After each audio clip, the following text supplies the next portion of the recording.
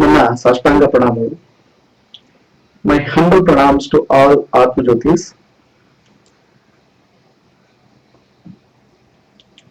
ಧ್ಯಾನಮೂಲಂ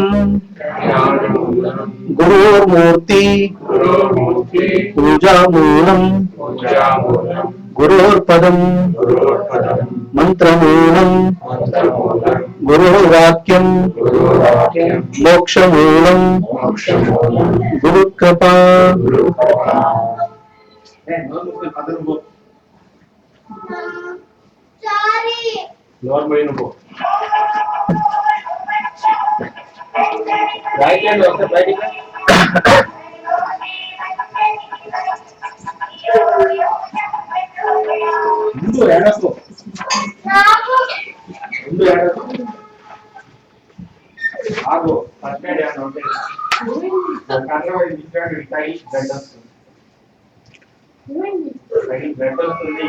ಪ್ರತಿಬೋಧ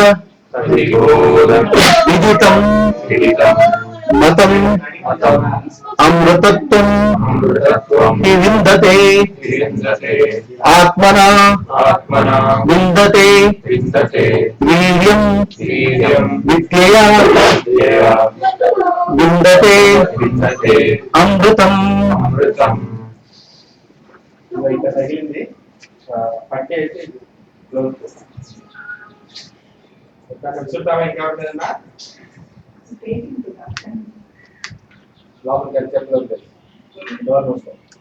so ಹಿಂದಿನ ಶ್ಲೋಕದಲ್ಲಿ ಏನ್ ಹೇಳಿದ್ವಿ, ನಾವು ಆತ್ಮದ ಬಗ್ಗೆ ಹೇಳಲಿಕ್ಕೆ ಯಾರಿಗೆ ಗೊತ್ತಿದೆ ಅಂತ ಹೇಳಿದ್ರೆ ಅವನಿಗೆ ಗೊತ್ತಿಲ್ಲ, ಯಾರಿಗೆ ಗೊತ್ತಿಲ್ಲ ಅಂತ ಬಂದ್ರೆ ಅವನಿಗೆ ಗೊತ್ತಾಗಿದೆ ಅಂತ ಒಬ್ಬ ಆತ್ಮಜ್ಞಾನಿಯ ಬಗ್ಗೆ ಹೇಳಿದ್ರು.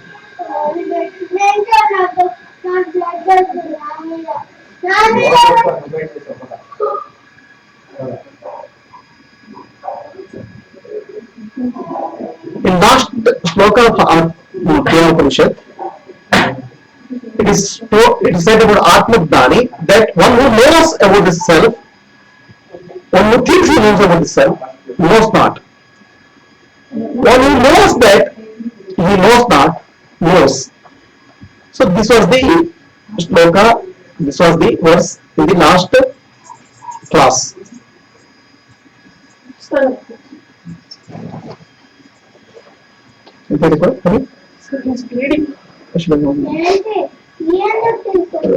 First shall I come?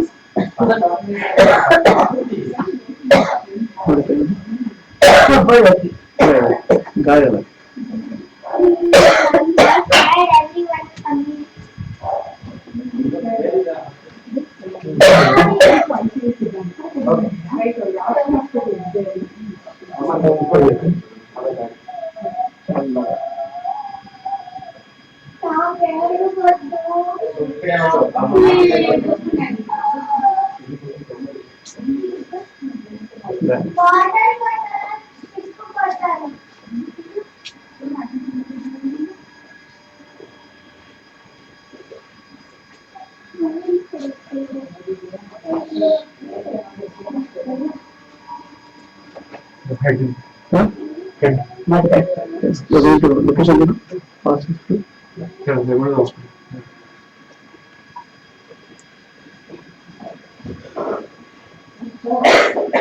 So next shloka, it is not necessary, it is not sufficient to know about the self once, sometime. It has to be known in all the states of the consciousness. ಒಂದು ಅವಸ್ಥೆಯಲ್ಲಿ ಮಾತ್ರ ಆತ್ಮ ಅಂತ ತಿಳ್ಕೊಳ್ಳೋದಲ್ಲ, ಜಾಗೃತ, ಸ್ವಪ್ನ, ಸುಷುಪ್ತಿ ಮೂರು ಅವಸ್ಥೆಗಳು ಆತ್ಮ ಅಂತ ತಿಳ್ಕೋಬೇಕು. You have to realize the self in all the three states of consciousness: waking, dreaming, and deep sleep. So then only you know well.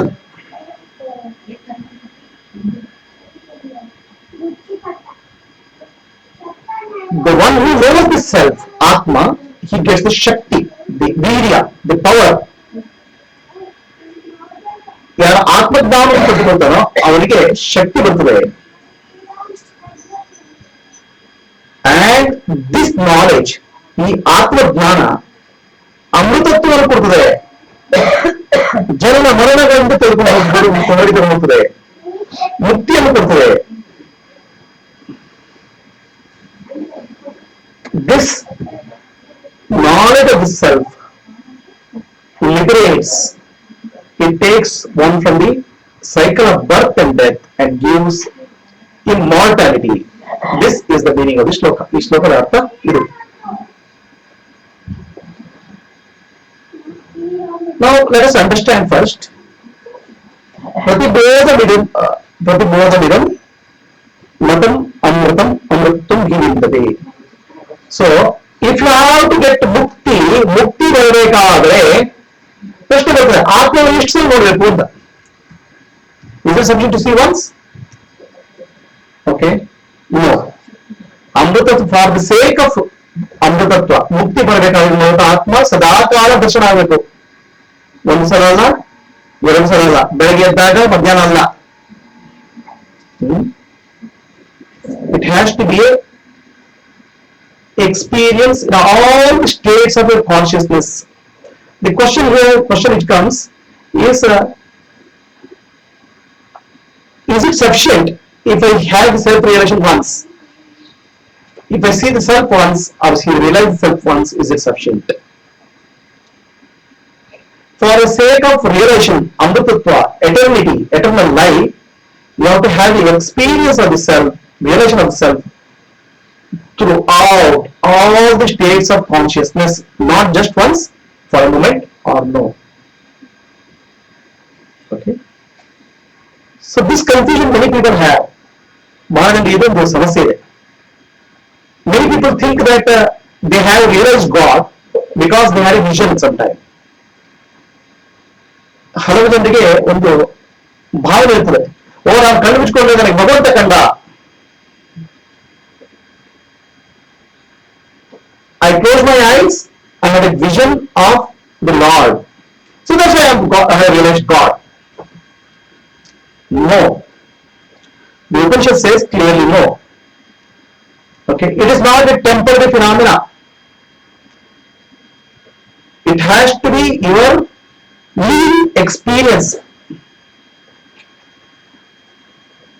ನನಗೊಂದು ಕ್ಷಣ ಭಗವಂತ ಕಂಡ ಹಾಗಾಯಿತು, ಮರೆಯಾಗ್ಬಿಟ್ಟ. ಸೊ ಅದರಿಂದ ಮುಕ್ತಿ ಬಂತು? ಬಂದಿಲ್ಲ, ಖಂಡಿತ ಬಂದಿಲ್ಲ. ಯಾಕೆ? ಅದು ಕ್ಷಣಿಕ ಅನುಭವ, ಸ್ವಲ್ಪ ಕಾಲದ ಅನುಭವ. Okay, so many people they don't understand the difference between a vision and a realization.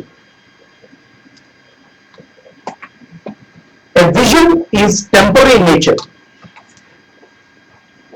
ಆ ಭಗವಂತನ ಒಂದು ಕ್ಷಣದ ಅನುಭವ ಮತ್ತು ಭಗವಂತನ ಸಾಕ್ಷಾತ್ಕಾರದ ವ್ಯತ್ಯಾಸ ಸಮಾಜಕ್ಕೆ ಗೊತ್ತಿರಲ್ಲ. ಒಂದು ಕ್ಷಣದ ಅನುಭವಗಳು ಏನಾಗುತ್ತೆ, ಮನಸ್ಸು ಶಾಂತ ಆಗ್ಬಿಟ್ಟು ಆ ಭಗವಂತನ ರೂಪನೋ ಆಕಾರನೋ ಗುಣನೋ ಅನುಭವ ಪಡೆಯೋದು. ಆದರೆ ಅದು ಶಾಶ್ವತ ಅಲ್ಲ. ಭಗವಂತ ಆತ್ಮಜ್ಞಾನ ಬ್ರಹ್ಮಜ್ಞಾನ ಶಾಶ್ವತವಾದ, ಅದು ಬರಲು ಹೋಗುದಿಲ್ಲ. ಯಾರಿಗೆ ಬಂದು ಹೋಯ್ತು ಅಂತ ಹೇಳಿದ್ರೆ ಬಂದಿಲ್ಲ ಅವ್ರಿಗೆ ಅಂತ.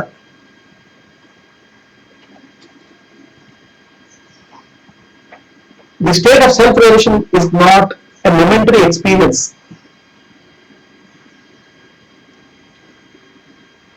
It is not that you have a glimpse of it and it disappears. For liberation, mukti, that experience of the state, it has to be a living experience in all the states of consciousness, waking, dreaming, deep sleep. If it has not become, then you cannot be liberated.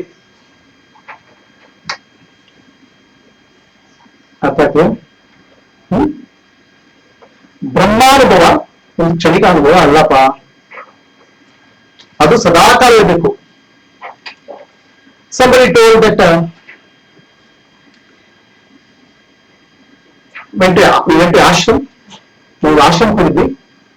There's a great guru there. Somebody said he is in samadhi. The guru is in samadhi. Okay, now he is experiencing Brahman. Our Brahman ಅನುಭವಿಸಿದ ಸಮಾಧಿಸ್ತಿದೆ. Once he comes out of the Brahmic state, you can talk to him. ಆ ಬ್ರಹ್ಮಸ್ಥಿತಿ ಹೊರಬಂದ್ರೆ ನಾವು ಮಾತಾಡ್ಬೋದು ಅಂತ.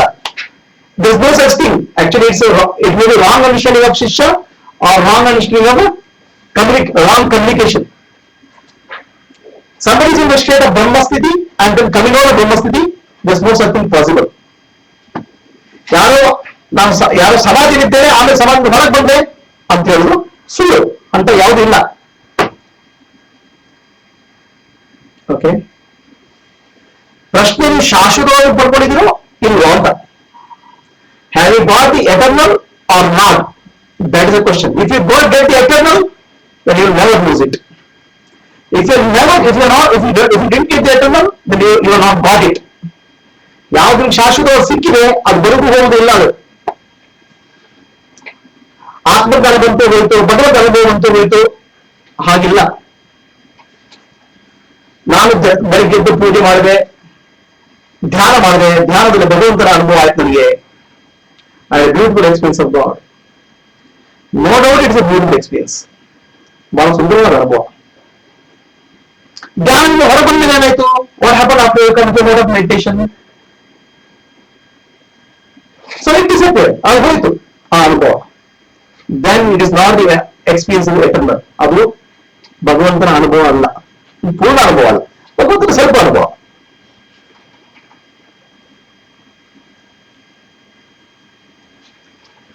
So ಸಾಮಾನ್ಯ ಜನರಿಗೆ ಏನಿದೆ, ಆ ಭಗವಂತ ಅನುಭವ ಧ್ಯಾನದ ಸ್ಥಿತಿಯಲ್ಲಿ ಆಗುತ್ತೆ ಅಂತ ಮಾತ್ರ ಆಗುತ್ತೆ ಅನ್ನೋ ಅನುಭವ. It's the state of meditation. I can experience God. But when I come out of state of meditation, I miss it. So then it is incomplete experience of the self. ನಾನು ಧ್ಯಾನದ ಹೊತ್ತು ನನಗೆ ಭಗವಂತ ಅನುಭವ ಆಯ್ತು, ಆಮೇಲೆ ಹೊರಬಂದು ಮಾತಾಯ್ತು, ಹಾಗೆ ಅದು ಪೂರ್ಣ ಅನುಭವ ಅಲ್ಲಪ್ಪ, ಅದು ಅಪೂರ್ಣ ಅನುಭವ.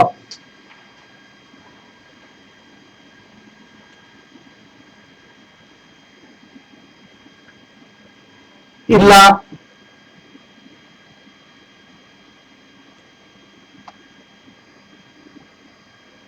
ನನಗೆ ಧ್ಯಾನ ಆದಾಗ ಭಗವಂತನ ಅನುಭವ ಸದಾಕಾಲ ಆಗುತ್ತೆ. ಪ್ರತಿ ಸಲ ಧ್ಯಾನ ಮಾಡಿದಾಗ ಎಚ್ಚರ ಸ್ಥಿತಿಯಲ್ಲಿ ನಾನು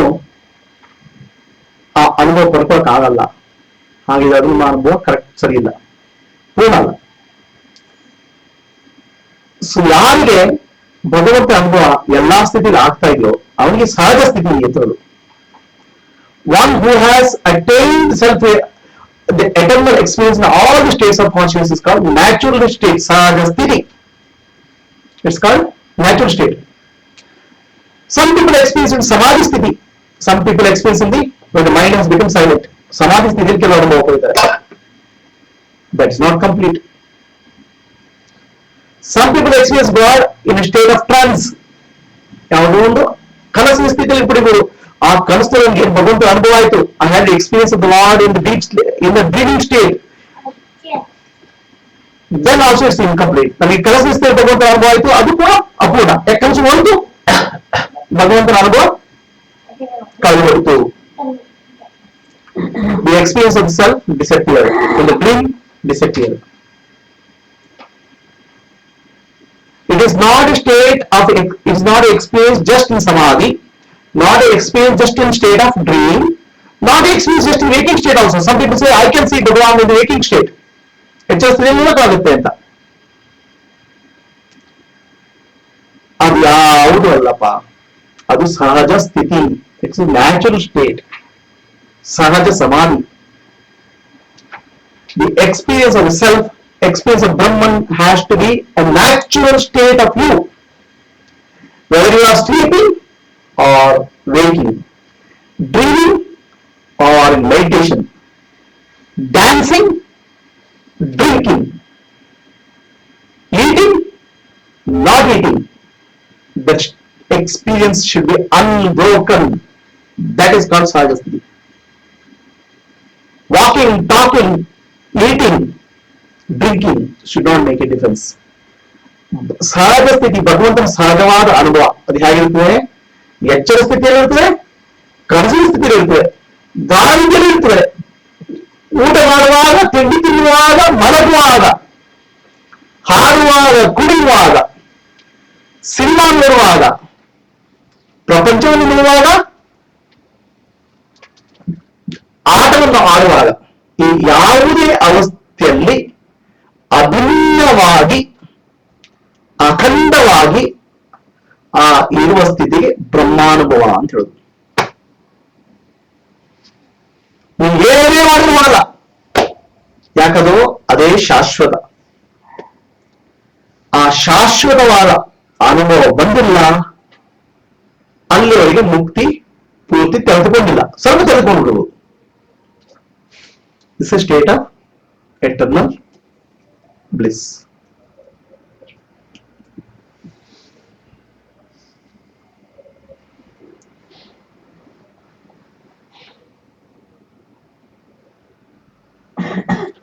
ಹಾಗಾಗಿಟ್ಟು ಪ್ರತಿ ಬೋಧನಿಗೂ, ಎಲ್ಲಾ ಬೋಧದಲ್ಲೂ, ಎಲ್ಲಾ ಅವೇರ್ನೆಸ್ ನಲ್ಲೂ ಆತ್ಮದ ಆತ್ಮ ಅಥವಾ ಬ್ರಹ್ಮಾನುಭವ ಇರಬೇಕು.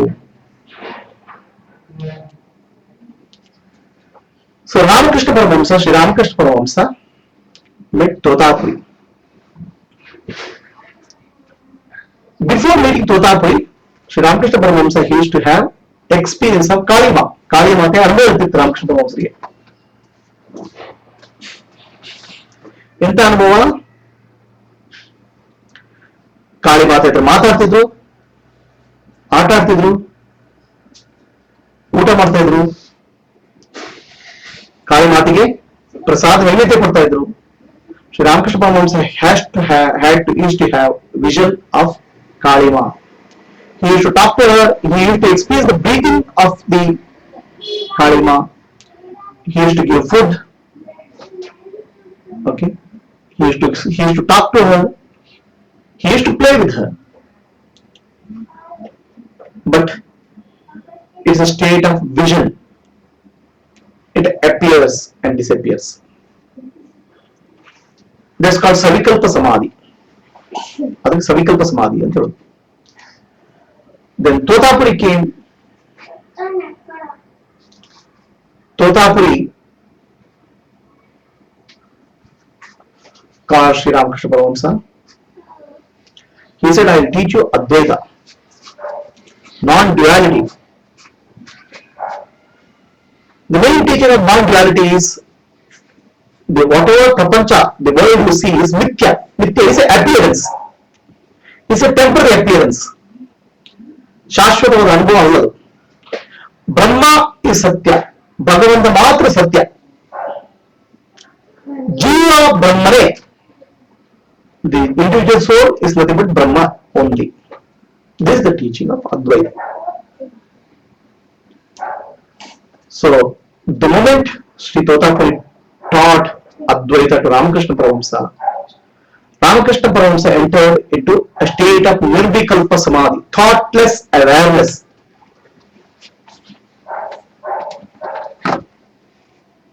And he stayed there for several days.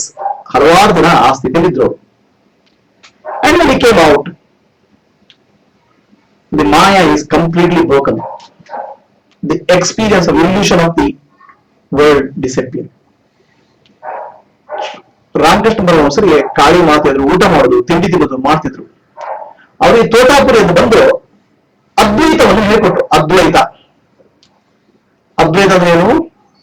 ಈ ಪ್ರಪಂಚಗಳು ಮಾಯೆ, ನಮ್ಗೆ ಏನ್ ಕಣ್ಣಿಗೆ ಕಾಣ್ತಾ ಇದೆ ಅದು ಕನಸು, ಮಾಯೆ, ಶಾಶ್ವತ ಅಲ್ಲ. ಶಾಶ್ವತವಾದ ಯಾವುದು? ಪರಮಾತ್ಮ, ಅದು ಮಾತ್ರ ಶಾಶ್ವತ.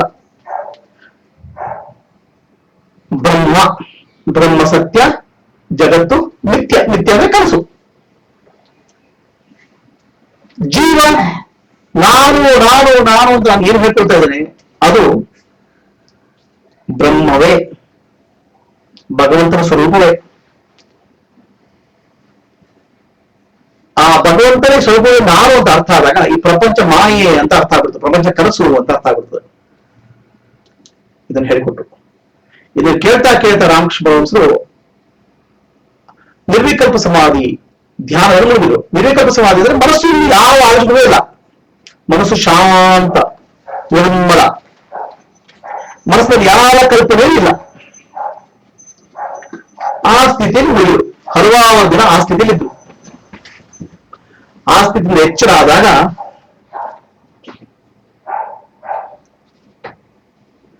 ರಾಮಕೃಷ್ಣ ಪರಮಹಂಸರಿಗೆ ಪ್ರಪಂಚ ಮಿಥ್ಯ ಅನ್ನುವ ಅನುಭವ ಸದಾ ಕಾಲ.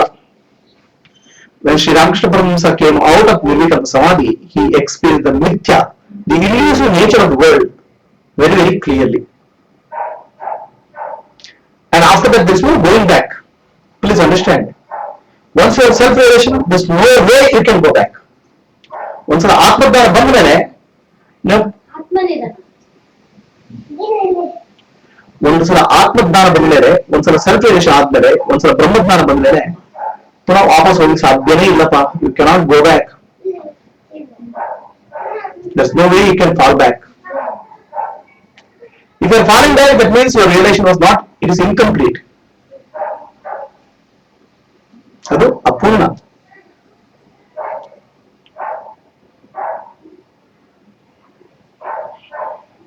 It is like this. There is a mirage in the desert. ಒಂದು ಮರೀಚಿಕೆ ಇದೆ ಇಲ್ಲಿ ಮರುಭೂಮಿಯಲ್ಲಿ. ಮರೀಚಿಕೆ ಅಂದ್ರೆ ಏನು? ನೀರಿದ್ದ ಕಾಣ್ತದೆ, ಹತ್ರ ಹೋದ್ರೆ ನೀರಿಲ್ಲ. ಅದೇನದು?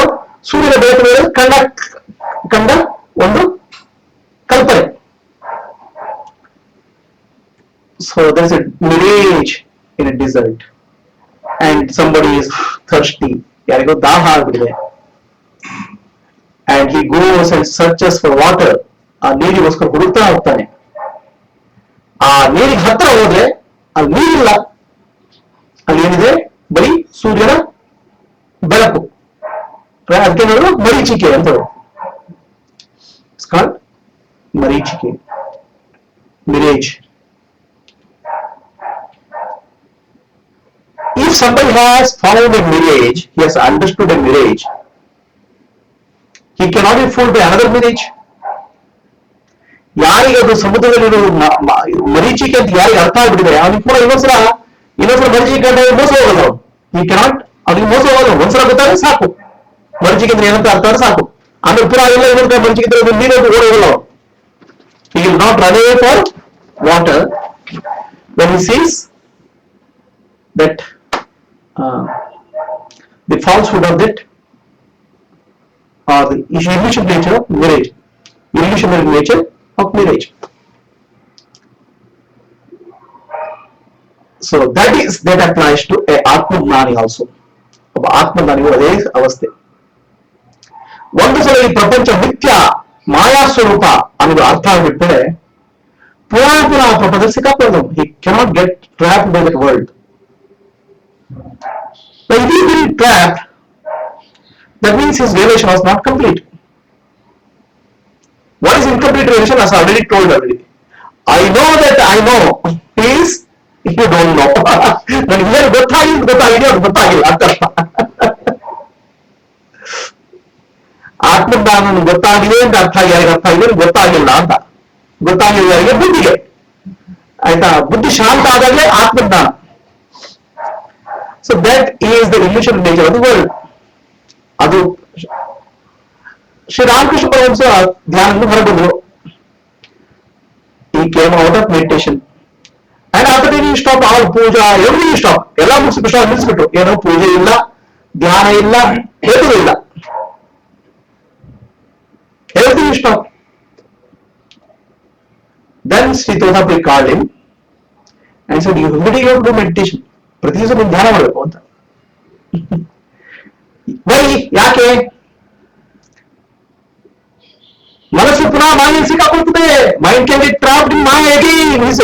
ತೋತಾಪುರಿ ಶ್ರೀ ತೋತಾಪುರಿ ಹೇಳಿದ್ರು, the mind can get trapped in maya again. ಮಾಯ ಸಿಕ್ಕಾಕೊಳ್ಬೋದು ಮನಸ್ಸು. ಅದಕ್ಕೆ ಏನ್ ಮಾಡಬೇಕು? ಧ್ಯಾನ ಮಾಡಬೇಕು. He has practiced meditation for 40 years. ಯಾರು? ತೋತಾಪುರಿ 40 ವರ್ಷ ಸಾಧನೆ ಮಾಡಿದರು. A great Advaitic sadhana. 40 years of meditation and not a single day it stops. And what happens if you do stop puja one day? If you do puja,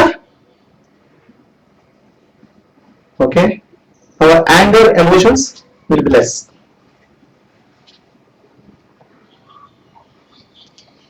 If you don't do puja one day, you will be tigers. ನಾವು ಒಂದು ದಿವಸ ಪೂಜೆ ಮಾಡಿದ್ರೆ ಮನಸ್ಸು ಸ್ವಲ್ಪ ಸಮಾಧಾನ ಆಗಿದೆ. ಒಂದ್ ದಿವಸ ಪೂಜೆ ಮಾಡಿದ್ರೆ ಮನಸ್ಸು ಸ್ವಲ್ಪ ಸಮಾಧಾನ ಆಗುತ್ತೆ.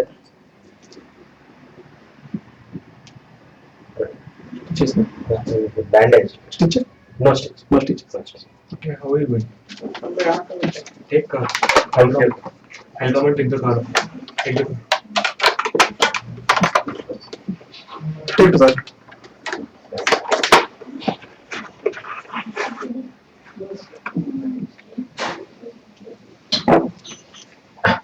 It's okay. It's okay. Guide. Take guide. Kuchulu? That's it.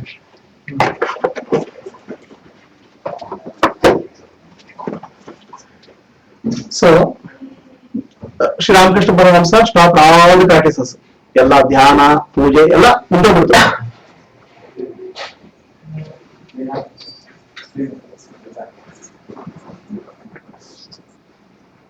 Okay, guys. Most teachers, no?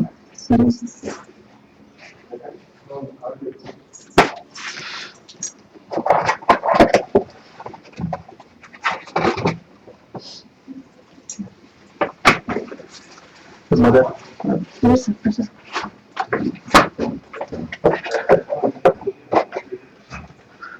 So Totapuri told, no. Every day you do meditation. ಪ್ರತಿದಿವಸ ಧ್ಯಾನ ಮಾಡಬೇಕು. Why? Mind will go back. ಮನಸ್ಸು ಪುನಃ ವಾಪಸ್ ಹೋಗ್ತದೆ. Then Ramakrishna Paramahamsa asked, how it go? How it go? So Totapuri had one ತಂಬಿಗೆ ಏನು ಹೇಳ್ತಾರೆ, one pot made up of brass vessel with him for drinking water. Totapuri ಒಂದು ಪಾತ್ರೆ ಇತ್ತು, ಎಂತದ್ದು ಕಂಚಿನ ಪಾತ್ರೆ, ನೀರು ಕುಡಿಲಿಕ್ಕೆ 40 ವರ್ಷ ಉಪಯೋಗ ಮಾಡ್ತಾರೆ. He is using it for 40 years. He showed that and said, what will happen if I don't wash it one day? Dust will accumulate. ಹೊಳೆ ಸೇರ್ಕೊಂಡ್ಬಿಡ್ತದೆ ಮೇಲೆ. ಆಯ್ತಾ? ಅದೇ ರೀತಿ ನೀವು ಪೂಜೆ ಧ್ಯಾನ ಒಂದು ದಿವಸ ಮಾಡಿದ್ರೆ ಏನಾಗುತ್ತೆ, ಮನಸ್ಸು ಪುನಃ ಕೊಳೆ ತುಂಬಿಕೊಡ್ತದೆ. If you don't do puja and meditation one day, your mind will become polluted again and you will get trapped by Maya. Sri Ramakrishna Paramahamsa asked very innocently, ಬಹಳ ಶಾಂತವಾಗಿ ಕೇಳಿದ್ರು. So what will happen if the vessel is not made out of brass but gold and pure gold? ಶುದ್ಧವಾದ ಬಂಗಾರದಿಂದ ಮಾಡಿದ ಪಾತ್ರೆ ಇದ್ರೆ ಅದಕ್ಕೆ ಕೊಳೆ ಆಗತ್ತಾ? ಒಂದ್ಸಲ ತೊಳೆದ್ರೆ ಮುಗಿಯಿತು. If you wash it once, it's gone. Similarly, a jiva, a shuddha jiva, satvika jiva, a pure soul, once it has a relation with Brahman, it's finished. Then no more puja, no more dhyana, no more meditation, no more Upanishad, nothing is required. It's all over. He cannot lose that experience anytime. ಸತ್ಯ ಅಹಂಸರ ಭಗವಂತನ ಅನುಭವ ಆಗ್ಬಿಟ್ರೆ ಅದು ಶಾಶ್ವತ. ಹೇಗಿರ್ಬೇಕು ಮನಸ್ಸು? ಬಂಗಾರದ ತಂಬಿಗೆ ಇರಬೇಕು, ಶುದ್ಧವಾದ ಮನಸ್ಸಲ್ಲಿ ಒಂದ್ಸಲ ಕಂಡು ಮುಗಿಯಿತು. For most of people it requires repeated practices. ಸಾಧನ ಹಲವಾರು ಜನ ಇರಬೇಕು, ಪುನಃ ಸಾಧನೆ ಮಾಡಬೇಕು. ಯಾಕಂದ್ರೆ ಮನಸ್ಸು ಬಂಗಾರದ ತಂಬಿಗೆ ಆಗಿಲ್ಲ. The mind has not become pure gold. Right? And once you get to self-realization, it will stay in all the states of consciousness. ಒಂದ್ಸಲ ಆತ್ಮಜ್ಞಾನ ಬ್ರಹ್ಮಜ್ಞಾನ ಬಂದ್ಬಿಟ್ಟು ಎಲ್ಲಾ ಸ್ಥಿತಿ ಬಂದ್ಬಿಡ್ತದೆ. ಜಾಗೃತ ಸ್ಥಿತಿ, ಸ್ವಪ್ನ ಸ್ಥಿತಿ, ಗಾಢನಿದ್ದೆ ಸ್ಥಿತಿ ಯಾವಾಗಲೂ ಮರ್ತು ಹೋಗಲ್ಲ. ಮರ್ತು ಹೋಗಿದೆ ಅಂತ ಹೇಳಿದರೆ, ಅಥವಾ ನಮ್ಗೆ ಸ್ವಲ್ಪ ಕಾಲ ಬಂತು ಹೋಯ್ತು ಅಂತ ಹೇಳಿದರೆ, ಆದ್ರೆ ಗೊತ್ತಾಗಲಾಯ್ತು ಅಂತ ಹೇಳಿದರೆ ಗೊತ್ತಾಗಿಲ್ಲ.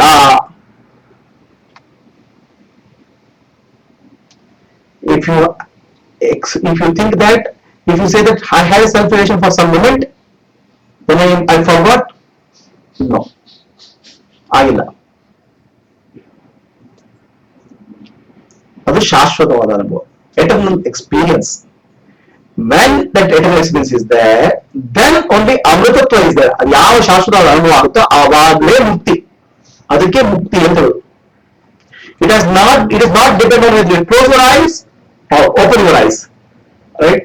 What you do, it doesn't matter, because the Atma, Brahma, he is your Sakshi. ನಿಮ್ಮ ಮನಸ್ಸಿನ ಸಾಕ್ಷಿ ಅವನು. He is the eternal witness. How can who is the eternal witness in any state of consciousness? ನೀವು ಮನಸ್ಸಿನ ಸಾಕ್ಷಿ, ಬುದ್ಧಿಯ ಸಾಕ್ಷಿಯನ್ನ ಹೇಗೆ ಕಳ್ಕೊಳ್ಳಿ ಸಾಧ್ಯ? ನೀವು ಕಳ್ಕೊಂಡಿದ್ದೀರಿ ಅರ್ಥ ಅಂತ ಹೇಳಿದ್ರೆ ಅದು ಮನಸ್ಸಿನ ಆಟ. It's state of the mind. ಅರ್ಥ ಆಗ್ತದೆ? ಸೊ ಯಾರಿಗೆ ಆತ್ಮದ ಅನುಭವ ಬರ್ತದೆ, ಸರ್ ವೀರ್ಯವಾನ್ ಭವತಿ, ಅವನಿಗೆ ಶಕ್ತಿ ಬರ್ತದೆ. ಮೊದಲನೇ ಅನುಭವ ಮೊದಲನೇದೇನು? ಬ್ರಹ್ಮವಿದ್ ಬ್ರಹ್ಮಯ್ಯ ಭವತಿ. ಯಾರಿಗೆ ಬ್ರಹ್ಮನ ಅನುಭವ ಆಗ್ತದೋ, ಯಾರಿಗೆ ಭಗವಂತನ ಅನುಭವ ಆಗ್ತದೋ ಅವನ ಪರ್ಸನ್, ಅವನ ವ್ಯಕ್ತಿಯಾಗಿ ಏನಪ್ಪ ಅವನು is no longer individual. One has self relation is no longer a person. ಅವನು ಮನುಷ್ಯ ಅಲ್ಲ. ಹಿ ಈಸ್ ಬ್ರಹ್ಮನ್. ಅವನು ಭಗವಂತನ ಸ್ವರೂಪ, ಅವನೇ ಭಗವಂತ. ಯಾಕಂದ್ರೆ ಜೀವ ಹೋಗ್ಬಿಟ್ಟಿದೆ, ಜೀವ ಅನ್ನೋದು ಆ ಭಗವಂತನ ಸೇರ್ಕೊಂಡ್ಬಿಟ್ಟಿದೆ. ಜೀವಾತ್ಮ ಪರಮಾತ್ಮನಲ್ಲಿ ಆಗ್ಬಿಟ್ಟಿದೆ. ಆವಾಗಲೇ ಅನುಭವ ಶಾಸ್ತ್ರವಾಗಿ ಸಾಧ್ಯ. That experience can be eternal only when the Jivatma merges with the Paramatma. Otherwise, it's temporary experience. It's like a picnic. I went to Himalayas. And Himalaya go ಚೆನ್ನಾಗಿ ಕಾಣ್ತು. And I came back. Himalaya remains where it is, and I am here. It's not like that. ಭಗವಂತ ಅನುಭವ ಹೇಗೆ? ನಾನು ಭಗವಂತ ನೋಡಿ ವಾಪಸ್ ಬಂದೆ ಅಂತ ಹೇಳಿ ಅನುಭವ ಅಲ್ಲವೋ. ಭಗವಂತ ನೋಡಿ ವಾಪಸ್ ಬರೋ ಪ್ರಶ್ನೆ ಇಲ್ಲ. ಭಗವಂತನಲ್ಲಿ ಸೇರ್ಕೊಂಡ್ಬಿಡ್ತಾರೆ. ಈ ಮಧ್ಯಸಿದ್ದ ಭಗವಾನ್, ಈ ಮಧ್ಯಸಿದ್ದ ಕಾನ್ಶಿಯಸ್ ಐಕ್ಯ ಆಗೋದು ಅಂತ ಹೇಳೋದು. It is like salt down going to ocean. ಉಪ್ಪಿನ ಗೊಂಬೆ ಸಮುದ್ರಕ್ಕೆ ಹೋದ ಹಾಗೆ. Nobody comes back. Okay, then what remains there is ocean. ಸಮುದ್ರ ಗೊಂಬೆ, ಉಪ್ಪಿನ ಗೊಂಬೆ ಸಮುದ್ರಕ್ಕೆ ಹೋಗಿ ಉಳಿಯುವಂಥದ್ದು ಸಮುದ್ರ ಮಾತ್ರ. ಅವನಿಗೆ ದೇಹ ಇರ್ಬೋದು, ಮನಸ್ಸಿರ್ಬೋದು, ಬುದ್ಧಿ ಇರ್ಬೋದು, ಕಂಡ ಕಾಣಬಹುದು ಪ್ರಪಂಚಕ್ಕೆ. The world can see him as a body, mind and intellect. But the person has vacated. Who remains there is a ಪರಮಾತ್ಮ. ಅಲ್ಲಿರೋದು ಯಾರು? ಪರಮಾತ್ಮ ಮಾತ್ರಪ್ಪ, ಜೀವಾತ್ಮ ಇಲ್ಲ. ಓಕೆ, ಅದಕ್ಕೆ ಮುಕ್ತಿ ಅಂತ ಹೇಳೋದು. That is called state of ಮುಕ್ತಿ. Then you can't say Paramatma. You have to meditate to find yourself again, because there is no Jivatma there. ಅಲ್ಲಿ ಧ್ಯಾನ ಮಾಡೋದು ಪುನಃ ಧ್ಯಾನ ಮಾಡು, ಪರಮಾತ್ಮನ ಕಾಣದಿನ ಅಂತ ಹೇಳಿದ್ರೆ ಆಗಲ್ಲ ಅದು. ಯಾಕಂದ್ರೆ ಅಲ್ಲಿ ಧ್ಯಾನ ಮಾಡೋರು ಯಾರು? ಪರಮಾತ್ಮ. ಅವನಿಗೆ ಧ್ಯಾನ ಮಾಡಬೇಕು. ವಾಟ್ ಎಷ್ಟು ಮೆಡಿಟೇಟ್ ಇನ್ನೊಂದು ದಿನ ಪೂಜೆ ಮಾಡಬೇಕು. ಯಾರಿಗೆ? ಇವರು ಪರಮಾತ್ಮ ಅಲ್ಲೇ ಪೂಜೆ ಯಾರು ಮಾಡುದು? ಜೀವಾತ್ಮ ಪರಮಾತ್ಮ ಪೂಜೆ ಮಾಡ್ಬೋದು, ಪರಮಾತ್ಮ ಏನ್ ಮಾಡುದು? ಸುಮ್ಮನೆ ಇರ್ತಾನೆ ಸೈಲೆಂಟ್ ಆಗಿ. He is there silent witness.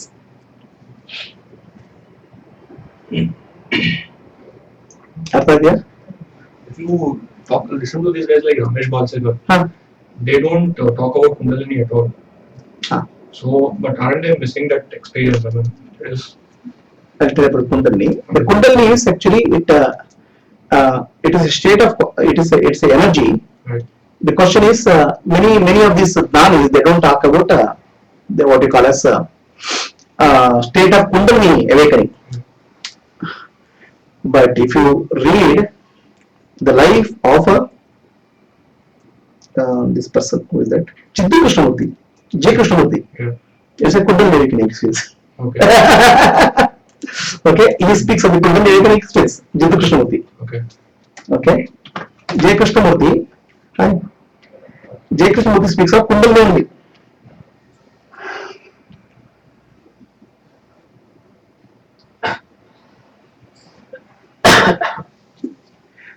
Okay, initially he explains of Kundalini. What happened in Kundalini, I'll tell you.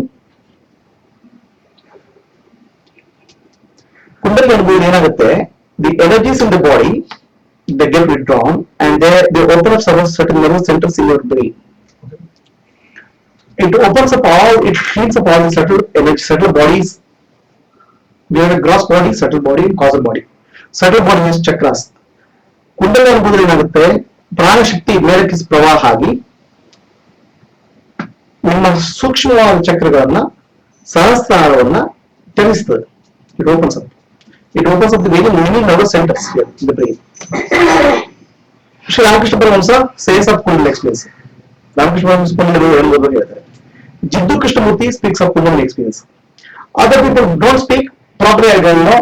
It may be temporary, it may be a short experience or whatever is that. But see, the thought process is the nervous system has to open up. Okay, that can open up through yoga, that can open up through bhakti, that can happen through Kundalini. Yoga, bhakti, Kundalini, right? The intense devotion can open up. So they will not explain it as in terms of Kundalini experience, but it is an inner opening which happens. They will not be familiar with the term called Kundalini or all those things. But what happens is the nervous system opens up for inner awareness. If it doesn't happen, then you're stuck with the outer gross. Now, when the Kundalini experience becomes fully blossomed, it can happen in many people.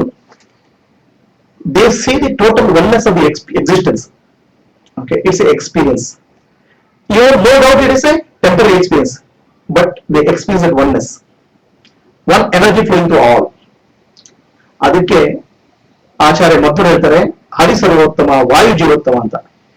ಇಡೀ ಪ್ರಪಂಚವೇ ವಾಯು ಶಕ್ತಿಯಿಂದ ತುಂಬಿರುತ್ತದೆ, ಪ್ರಾಣಶಕ್ತಿಯಿಂದ. ಆ ಪ್ರಾಣಶಕ್ತಿಯ ಏಕತ್ವದ ಅನುಭವ ಪಡೆಯುವುದಕ್ಕೆ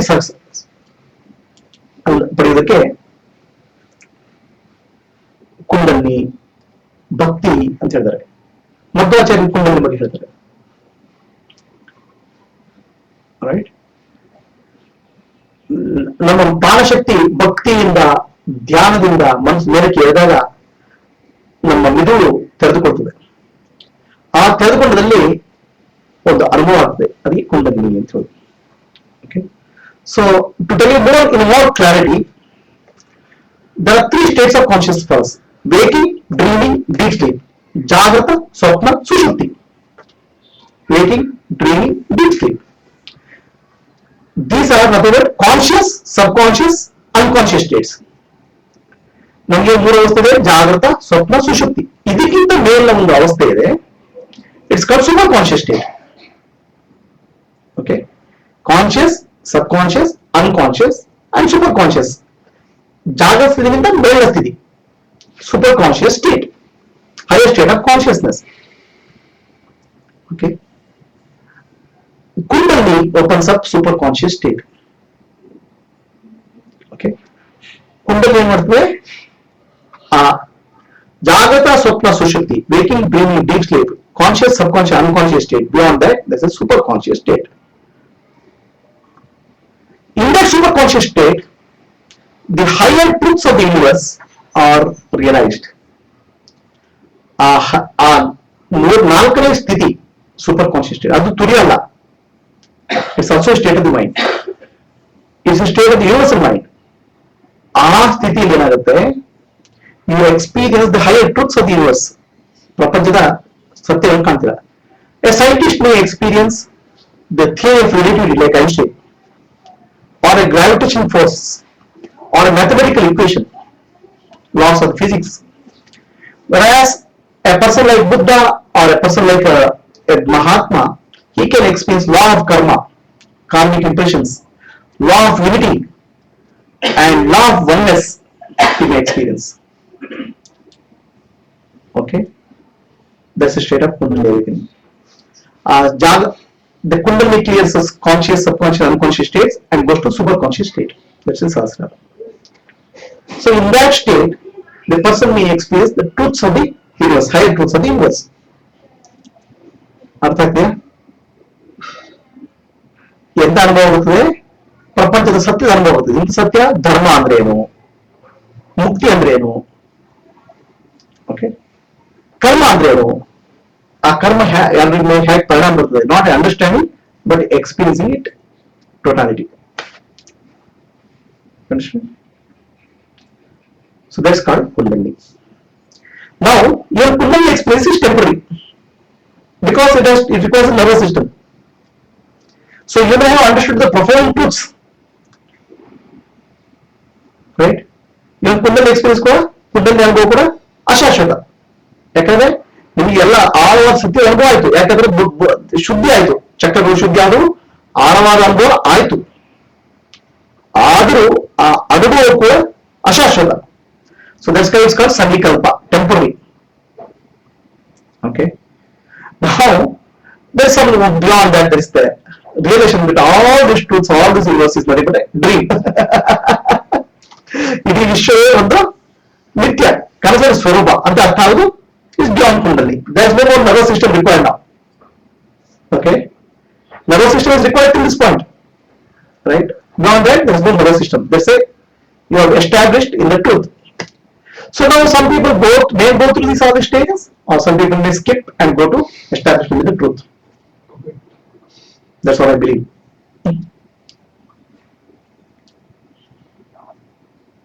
Correct? ಅರ್ಥ ಆಯ್ತಾ? ಭಗವಂತನ ಅನುಭವ ಒಂದು, ಆ ಭಗವಂತನ ಅನುಭವ ದಾಟಿದ ಮೇಲೆ ಮುಕ್ತಿ ಅನುಭವ. ಇವೆಲ್ಲವೂ ಪ್ರಪಂಚ ಇಡೀ ಮಾಯಾ ಸ್ವರೂಪ, ಶಾಶ್ವತವಾದ ಭಗವಂತ ಮಾತ್ರ, ಸಾಕ್ಷಿ ಮಾತ್ರ. ಆ ಭಗವಂತನೇ ನಾನು ಅಹಂ ಬ್ರಹ್ಮಾಸ್ಮಿ, ಅದು ಅನುಭವ. ಅರ್ಥಾಗೆ ಅದಕ್ಕೆ ಮುಕ್ತಿ ಅಂತ ಹೇಳುದು. Is Shaktipat the same thing as Kundalini? is it still Savikalpa only? Shaktipat. Yeah, it's required for cleaning up all the consciousness. Right? Eventually they will lead to same thing, but it goes through a purity of consciousness. So, ಹೀಗಾದಾಗ ಅದರ ಅನುಭವ ಏನು, ಅದರ ಪರಿಣಾಮ ಏನು? Sir ವೀರ್ಯವಾನ್ ಭವತಿ ಅಂದ್ರೆ ಅವರಿಗೆ ಶಕ್ತಿ ಬರ್ತದೆ ಅಂತ. ಬಲಂ ಬಲಂ ಬ್ರಹ್ಮ ಬಲಂ ಬ್ರಹ್ಮ ತೇಜೋ ಬಲಂ ಅಂತ. ಬಲ ಯಾವುದಪ್ಪ ನಿಮ್ದು? ನಿಜವಾದ ಬಲ ಯಾವುದು? ಆನೆಯ ಬಲ ಆನೆಗಲ್ಲ, ಬುದ್ಧಿಯ ಬಲ ಬುದ್ಧಿಗಿಲ್ಲ, ಕಲ್ಲಿಗೆ ಬಲ ಕಲ್ಲಲ್ಲ. ಇದಕ್ಕೆ ಎಲ್ಲ ಬಲ, ಅದನ್ನೆಲ್ಲವನ್ನು ಬಲ್ಲ ಪರಮಾತ್ಮ. The strength of the elephant, the strength of the stone, the power of the mighty, the glory of the sun is all powered by Paramatma consciousness. So one who gets Paramatma, one who merges with Paramatma, he becomes Viryavan, means strong. That means it is not that he is physically strong, he can go and conquer anybody. His mind will be, his mind cannot play around with him. ಅವನ ಮನಸ್ಸು ಏನ್ ಮಾಡ್ತದೆ, ಅವನೊಟ್ಟಿಗೆ ಆಟ ಆಡಲಿಕ್ಕೆ ಆಗಲ್ಲ ಮನಸ್ಸಿಗೆ. The strength is not conquering somebody. ಯಾರನ್ನೋ ಸೋಲಿಸೋದು ಶಕ್ತಿ ಅಲ್ಲ, ನಿಮ್ಮ ಮನಸ್ಸನ್ನು ಸೋಲಿಸೋದು ಶಕ್ತಿ. Mastering your mind is the real power. That's called virya. Becoming slave of mind is the real bondage. ಆ ಮನಸ್ಸಿನ ಗುಲಾಮನಾಗುವುದು ನಿಜವಾದ ಬಂಧನ. ಅದಕ್ಕೆ ಸಂಸಾರ ಅಂತ ಹೇಳುದು. To become the servant of the mind, ಮನಸ್ಸಿನ ಬಂಧನಕ್ಕೆ ಸಿಕ್ಕಾಕೋದಕ್ಕೆ ಸಂಸಾರ ಅಂತ ಹೇಳುದು. ಆ ಮನಸ್ಸನ್ನು ಗೆಲ್ಲುವುದಕ್ಕೆ ಮುಕ್ತಿ ಅಂತ ಹೇಳುದು. ಸೊ ಇದನ್ನು ಯಾರ ಮನಸ್ಸನ್ನು ಗೆಲ್ತಾರೆ ಅವರಿಗೆ ಅರಿಹಂತ ಅಂತ ಹೇಳ್ತಾರೆ. ಅರ್ಹತ್ ಬುದ್ಧಿಸಂ ನಲ್ಲಿ. One who has conquered the sixth state of consciousness, ಮನಸ್ಸಿನ 6 ವ್ಯವಸ್ಥೆಗಳನ್ನು ಮನಸ್ಸಿನ 6 ವ್ಯವಸ್ಥೆಗಳನ್ನು ಯಾರು ಗೆದ್ದಿರ್ತಾರೋ ಅವರಿಗೆ ಅರ್ಹತ್. Right? One who has conquered all the 6 states of mind is called arhat. And he is the real king. He is the real powerful person. ಅವನು ನಿಜವಾದ ಶಕ್ತಿಶಾಲಿ. That's why it's called Mahavira. Mahavira is one who is mighty hero. ಅವನು ನಿಜವಾದ ವೀರ. And Mahavira had not conquered a single person, not conquered a single kingdom in the earth. He didn't kill one person. He didn't kill one animal. But still he is called Mahavira. Mahavira ಒಂದು ಪ್ರಾಣಿ ಸಾಯಿಸಲಿಲ್ಲ, ಒಬ್ಬ ರಾಜ್ಯ ಗೆಲ್ಲಿಲ್ಲ. But still India is called Mahavira because he has conquered the mind. ಮನಸ್ಸನ್ನು ಗೆದ್ದಿದ್ದಾನೆ. The real Virya is conquering the mind. So one who has seen the Brahman, the mind becomes a pure servant. ಯಾರ ಬ್ರಹ್ಮನ್ ಕಂಡಿದಾನಪ್ಪ, ಮನಸ್ಸನ್ನು ಸೇವಕಾಗಿ ಸುಮ್ಮನೆ ಬಿದ್ದಿರ್ತದೆ. No longer the mind can tempt him. No longer mind can cause any illusion to him. That's why it's called Viryavan Bhavati. ಅವರಿಗೆ urea ಬರ್ತದೆ, ಶಕ್ತಿ ಬರ್ತದೆ ಭಗವಂತನ ಕಂಡವನಿಗೆ. ಅರ್ಥ ಆಯ್ತಾ? ಎಂತ ಶಕ್ತಿ ಅದು? ಹೋಗಿ ಅಂತ ಅದು ಯಾರೋ ಬಡಿದು ಅವ್ನು ಬಡಿಯೋದಿಲ್ಲ. ಇಲ್ಲ ಯಾವತ್ತು ಹೋಗಿ ಜಗಳ ಮಾಡಿ ನಾನು ಜಾಸ್ತಿ ಗೊತ್ತಿದೆ ಅಂತ ಹೇಳಲ್ಲ. ಅವನಿಗಿಂತ ಶಕ್ತಿ ಬರುತ್ತೆ, ಅವನ ಮನಸ್ಸು ಶಾಂತ ಆಗುತ್ತೆ. ಮನಸ್ಸು ಯಾವಾಗಲೂ ಆಟ ಆಡಲ್ಲ. ಅದಕ್ಕೆ ಬೀರ್ಯಾನ ಅಂತ ಹೇಳುದು. ಓಕೆ, ಅದಕ್ಕೆ ಒಂದು ಕಥೆ ಇದೆ, story. Alexander came to India, Alexander who conquered half the world. Alexander ಏನ್ ಮಾಡಿದ? ಪ್ರಪಂಚವನ್ನ, ಅರ್ಧ ಪ್ರಪಂಚವನ್ನ ಗೆದ್ದ. He came to India and his mother asked him for one thing. She said, there are many people in India, I heard, there are wise persons. ಜ್ಞಾನಿಗಳು ಸುಮಾರು ಜನ ಇದ್ದಾರೆ ಭಾರತದಲ್ಲಿ. Okay, can you please bring one ಜ್ಞಾನಿ to Greek? ಒಬ್ಬ ಜ್ಞಾನಿ ಗ್ರೀಸ್ಗೆ ತಗೊಂಡ್ಬರಪ್ಪ. And they are called Brahmanas. She says Brahmana. Brahmana ಅಂದ್ರೆ ಬ್ರಹ್ಮನ ತಿಳ್ಕೊಂಡು, ನಾಟ್ ಬ್ರಾಹ್ಮಣ ಅಂದ್ರೆ ಬರ್ತ್. ಯಾರು ಬ್ರಹ್ಮನ ದಿಗ ತಿಳ್ಕೊಂಡು ಬ್ರಾಹ್ಮಣ. So I want one Brahmana. Please bring one Brahmana from India. ಒಬ್ಬ ಬ್ರಾಹ್ಮಣ ಅಂತ ತಗೊಂಡು ಭಾರತದಿಂದ. So Alexander has conquered a part of India. Then he wants to search for a Brahmana. ಒಬ್ಬ ನಿಜವಾದ ಬ್ರಾಹ್ಮಣ ಎಲ್ಲಿದ್ದಾರೆ ಅಂತ. Many people say you can't find them. ಎಲ್ಲಿ ಕಾಣಲ್ಲ ಅವರು. Okay, they are not there. I mean, we cannot see them easily. You have to go to near the seashore. There is one person who is a Brahmana, who is very realized Brahman. You go and talk to him. ಅವನು ನೋಡು ಅಂತ ಹೇಳ್ತಾರೆ.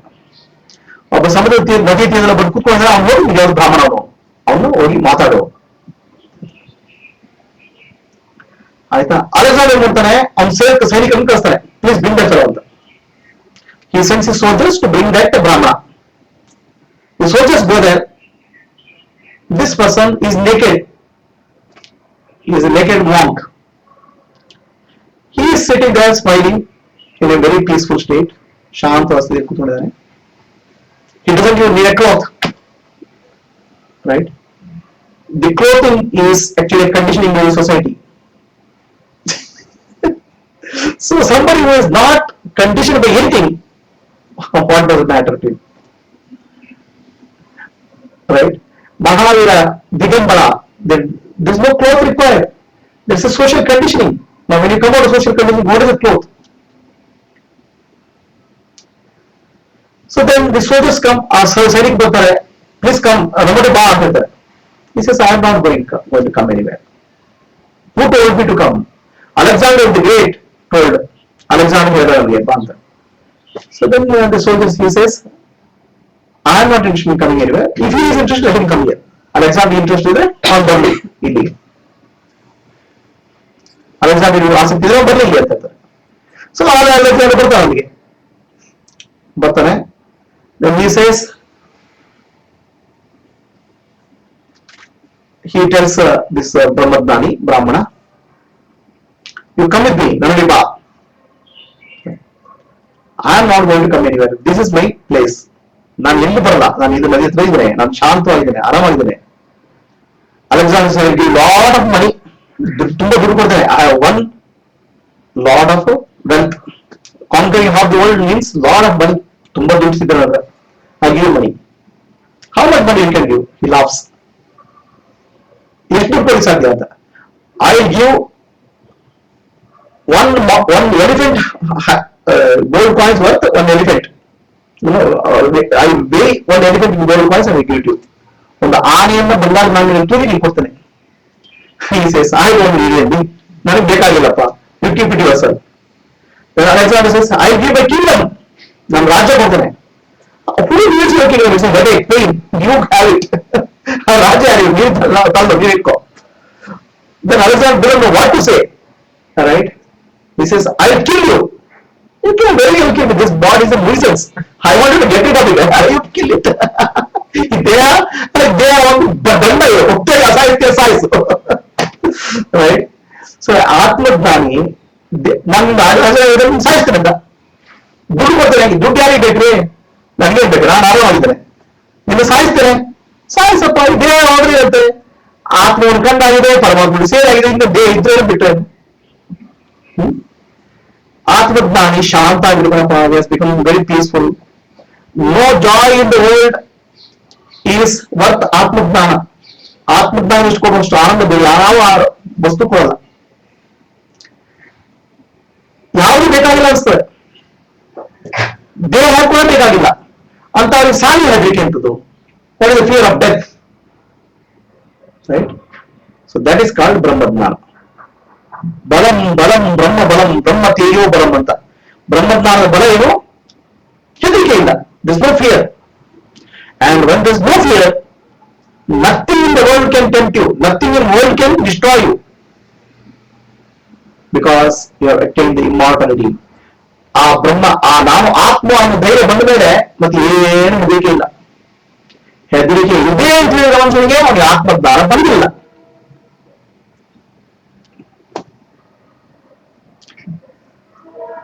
ಅಭಯಂ ಸತ್ವ ಸಂಶುದ್ಧಿ. ಆತ್ಮಜ್ಞಾನದ ಮುಖ್ಯವಾದ ಲಕ್ಷಣ ಏನು? ಭಯ ಹೋಗುವುದು. The fearlessness, the total fearlessness. That's why all are gods have hand like this, ಅಭಯ ಮುದ್ರಾ ಅಂತ ಹೇಳೋದಕ್ಕೆ. ನಮ್ಮ ಎಲ್ಲ ದೇವರ ಮೂರ್ತಿಗಳಿದೆ, ಅಭಯ ಮುದ್ರೆ ಇದೆ, ಕೈ ಹೀಗೆ ಇಟ್ಕೊಂಡಿರ್ತಾರೆ. ನೀವು ಭಗವಂತನ ದರ್ಶನ ಆಯ್ತು, ಆ ಅಭಯ ಮುದ್ರೆ ನಿಮ್ಮಲ್ಲಿ ಮುದ್ರೆ ಬಿತ್ತು. So all if you have self-revelation, that stamp of Abhaya, the fearlessness, is there in you. If it is not there in you, then you have not had darshan, Abhaya. And you can see in the life of many people, many saints. Guru Tegh Bahadur, Sikh Guru. Okay? The Aurangzeb was converting lot of Hindus in Kashmir area. Aurangzeb ಏನ್ ಮಾಡಿದ್ರು, ಕಾಶ್ಮೀರದಲ್ಲಿ ಹಲವಾರು ಹಿಂದೂಗಳನ್ನು ಸಾಯಿಸ್ತಾ, Muslim ಧರ್ಮಕ್ಕೆ ಪರಿವರ್ತನೆ ಮಾಡ್ತಾ ಇದ್ರು. Then many of them came and requested protection from Guru Tegh Bahadur. Guru Tegh Bahadur ಅಂತ ಬಂದು ಪಂಜಾಬ್ ಅಲ್ಲಿ ಗುರು ತೇಗ್ ಬಹದ್ದೂರ್ ರಕ್ಷಣೆ ಕೇಳಿದ್ರು, ಪ್ಲೀಸ್ ಪ್ರೊಟೆಕ್ಟ್ ಅಸ್ ಅಂತ. Guru Tegh Bahadur send a message to Aurangzeb that if you can convert me, I will make sure that all the people get converted. ನನ್ನೊಬ್ಬ Muslim ಧರ್ಮಕ್ಕೆ ಪರಿವರ್ತನೆ ಮಾಡಿದ್ರೆ ನಾನು ಎಲ್ಲರೂ ಒಟ್ಟಿಗೆ ಸೇವೆ ಮಾಡ್ತೇನೆ ಅಂತ ಹೇಳಿ. Then he goes to Delhi. ಅವ್ರು ಡೆಲ್ಲಿ ಹೋಗ್ತಾರೆ. Then Aurangzeb threatens him. ಅವ್ರಿಗೆ ಹೆದರ್ಸ್ತಾರೆ, Tegh ಬಹದ್ದೂರ್ಗೆ ಹೆದರ್ತಾರೆ. He kills two children in front of his two children of Tegh Bahadur in front of him. ಅವನ ಎರಡು ಮಕ್ಕಳನ್ನ ಅವನ ಎದುರೇ ಸಾಯಿಸ್ತಾರೆ. Tegh Bahadur is fearless. He kills Tegh Bahadur. Tegh Bahadur ಸಾಯಿಸ್ತಾರೆ. But there is no fear. ಭಯ ಇಲ್ಲ. ಇದಪ್ಪ ಆತ್ಮಬಲ, ಸತ್ ಶ್ರೀ ಅಕಾಲ್ ಅನ್ನೋದು ಅದೇ. That's how when the bhaya comes, when the bhaya fear goes, then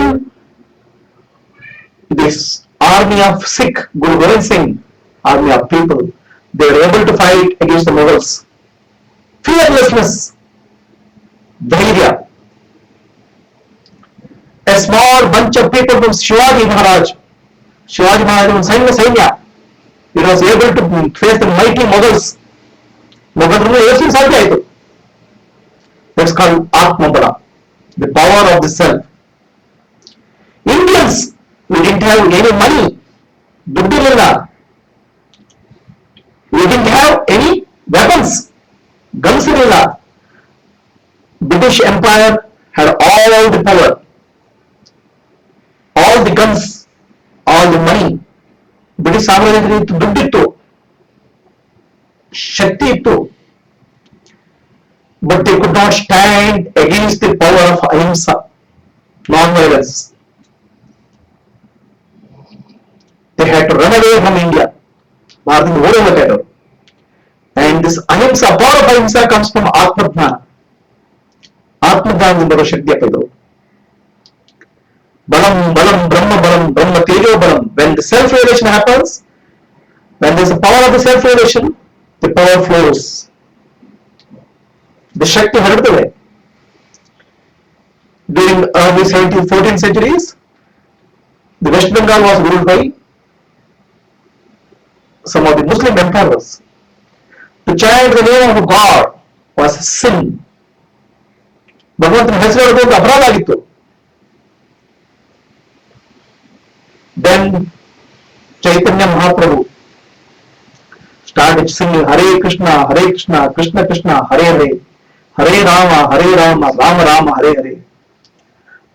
The people started singing name of God on the streets and dancing. ರಸ್ತೆಯಲ್ಲಿ ಭಗವಂತ ಹೆಸರು ಕುಣಿಸುವಾಗ್ಬಿಟ್ರು.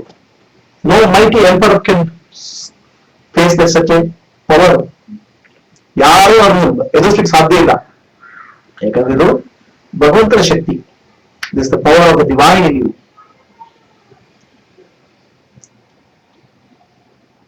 A 29-year-old Vivekananda went and conquered the world. He brought the courage and strength to Indians. 29 ವರ್ಷ ವಿವೇಕಾನಂದ ಹೋಗಿ ಪ್ರಪಂಚದಲ್ಲಿ ಸನಾತನ ಧರ್ಮದ ಬಗ್ಗೆ ಹೇಳಿ ಭಾರತೀಯರಿಗೆ ಧೈರ್ಯ ಕೊಟ್ಟರು. 29 ವರ್ಷ. And the courage he brought became the power for the freedom struggle. It brought the strength in Indians. ಭಾರತೀಯರಲ್ಲಿ ಶಕ್ತಿ ಬಂತು. That power is not of an individual, it is the power of the Brahman. ಭಗವಂತನ ಶಕ್ತಿ ಅದು. It flows through him. So the question is, there is a power of the divine. ಬ್ರಹ್ಮ ಬಲ ನಿಮ್ಮಲ್ಲಿದೆ, ಆತ್ಮ ಬಲ ನಿಮ್ಮಲ್ಲಿದೆ. But ಎಲ್ಲಿವರೆಗೆ ನಾನು ದೇಹ, ನಾನು ಮನಸ್ಸು, ನಾನು ಬುದ್ಧಿಯನ್ನು ಭ್ರಮೆಯಲ್ಲಿ ಇರ್ತೀರಾ, as long as you have the illusion that I am the body, I am the mind, I am the intellect, that power gets masked. ಅದು ತಿಳ್ಕೊಳ್ಳೋದು.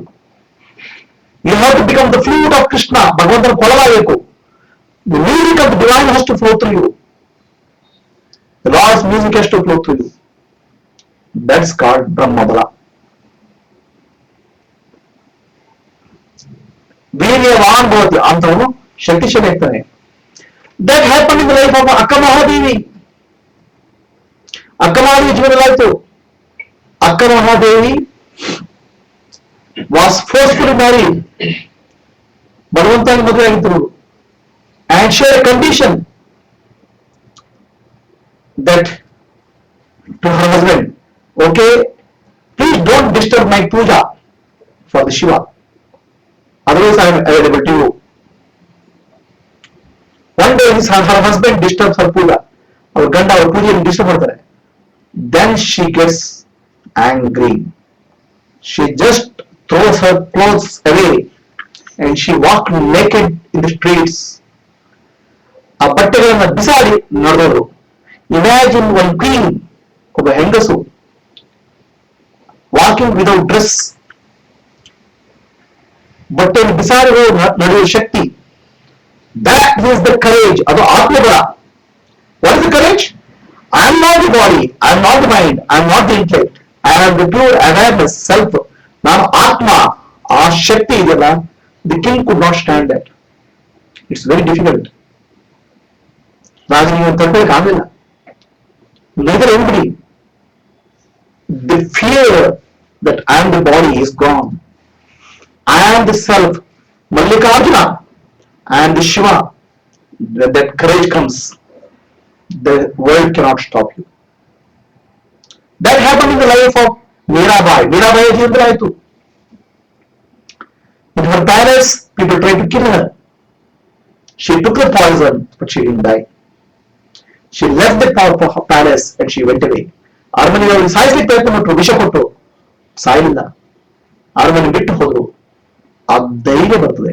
That courage comes, and that courage is called Atmabala. That is the courage of the self, Atma. That is the courage of Brahma, Bhagavan in you. So, Viryavan Bhavati. Vidyaya Amritattvam.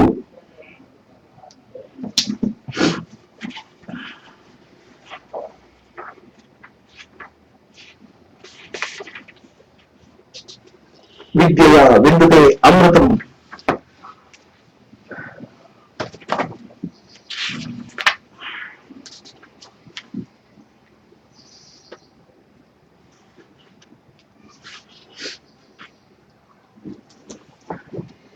ವಿದ್ಯೆಯಿಂದ ಆತ್ಮಜ್ಞಾನದಿಂದ ಅಮೃತತ್ವವನ್ನು ಪಡಿತಾನಪ್ಪ. With the knowledge of the self, with the knowledge of the Brahman, he becomes immortal. ಅವನೇನಾಗ್ತದೆ, ಶಾಶ್ವತವಾದ ಪಡಿತಾನೆ. ಪರಂಧಾಮ, ಅದು ಸತ್ಯದಲ್ಲಿ ಸಿಗಲ್ಲ. ಪರಂಧಾಮ, ವೈಕುಂಠ ಲೋಕ ಸ್ವಪ್ನ ಸಿಗುವುದಲ್ಲ, ಬದುಕಿದ್ದಾಗ ಆ ಅನುಭವ ಪಡಿತಾನೆ. In the state when he is alive, he experiences that eternal truth. In the waking state, dreaming state, deep sleep state, ಎಚ್ಚರ ಸ್ಥಿತಿ, ಕನಸಿನ ಸ್ಥಿತಿ, ಗಾಢನಿದ್ದ ಸ್ಥಿತಿಯಲ್ಲಿ ಕೂಡ ಮರೆಯುವುದಿಲ್ಲ. ಬದುಕಿದ್ದಾಗ ಧೈರ್ಯದಿಂದ ಇರ್ತಾನೆ. He lives like lives courageously, and when he dies, he just merges with the universal consciousness, not to be born again, because he has no more desires left, nothing to be gained. ಯಾವ ಆಶೆ ಮಾಡ್ಕೊಂಡಿಲ್ಲ. ಯಾಕೆ? once you understand the illusory nature, mirage of the world, you will never be tempted by again. ಪ್ರಪಂಚ ನಿತ್ಯ ಅನ್ನೋ ಅನುಭವ ಯಾರಿಗೆ ಬರ್ತದೆ ಅವ್ರು ಪುನಃ ಪ್ರಪಂಚ ಬಗ್ಗೆ ಯಾವ ಆಶೆ ಮಾಡ್ಕೊಳ್ಳಲ್ಲ. one who realizes the illusory nature of the world will never get tempted. So why will be reborn? There is no necessary for him to be reborn. Okay? So such a person, he's become free. He gets liberated, and after death, he just merges with the pure consciousness. ಹೇಗಾಗ್ತದದು? ನೀರಿನ ಗುಳ್ಳೆ ಇತ್ತು, ಆ ನೀರಿನ ಗುಳ್ಳೆ ಸಾಯುವಾಗ ಹೊಡಿತದೆ, ಪುನಃ ನೀರೇ ಆಗ್ಬಿಡುತ್ತೆ. Like a bubble in a water, there was a bubble was there, and when it bursts, it merges back to the water. Similarly, once it dies, it becomes one with the pure universal consciousness.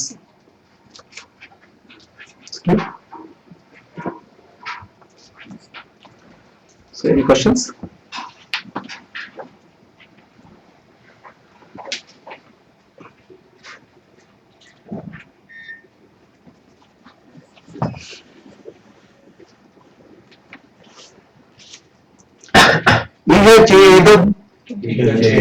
वेदीत सत्यमस्ति न चेदीह वेदी महति विनष्टिः भूतेषु भूतेषु विचित्य धीराः प्रीत्या अस्मात् लोकात् अमृता भवन्ति. The fear is the main source of existence. Our life is full of fear. ನಮ್ಮ ಜೀವನ ಹೆದರಿಕೆ ತುಂಬಿಕೊಂಡಿದೆ. The fear is what drives us. We may say, I have stress. ನನಗೆ ಹೆದರಿಕೆ ಇದೆ. We may say, I have tension. We may say, I like this person. We may say, I like the job. But deep inside, if you look at yourself, the fear is the cause. ಒಳಗೆ ಹೆದರಿಕೆ ಇದೆ. And that fear is what drives you. ಮನುಷ್ಯ ಜೀವನ ಅಂದ್ರೆ ಹೆದರಿಕೆಯಿಂದ ಜೀವನ. ನಿಮ್ ಗೈಬಲ್ಸ್ ಹೆಣ್ಣಿಕೆ ಹೆದರಿಕೆ ಅಂತ, ಅದ್ರ ಒಳಗೆ ಇರ್ತದೆ ಆ ಹೆದರಿಕೆ ಅನ್ನೋದು ಅಡಗಿಕೊಂಡಿರ್ತದೆ.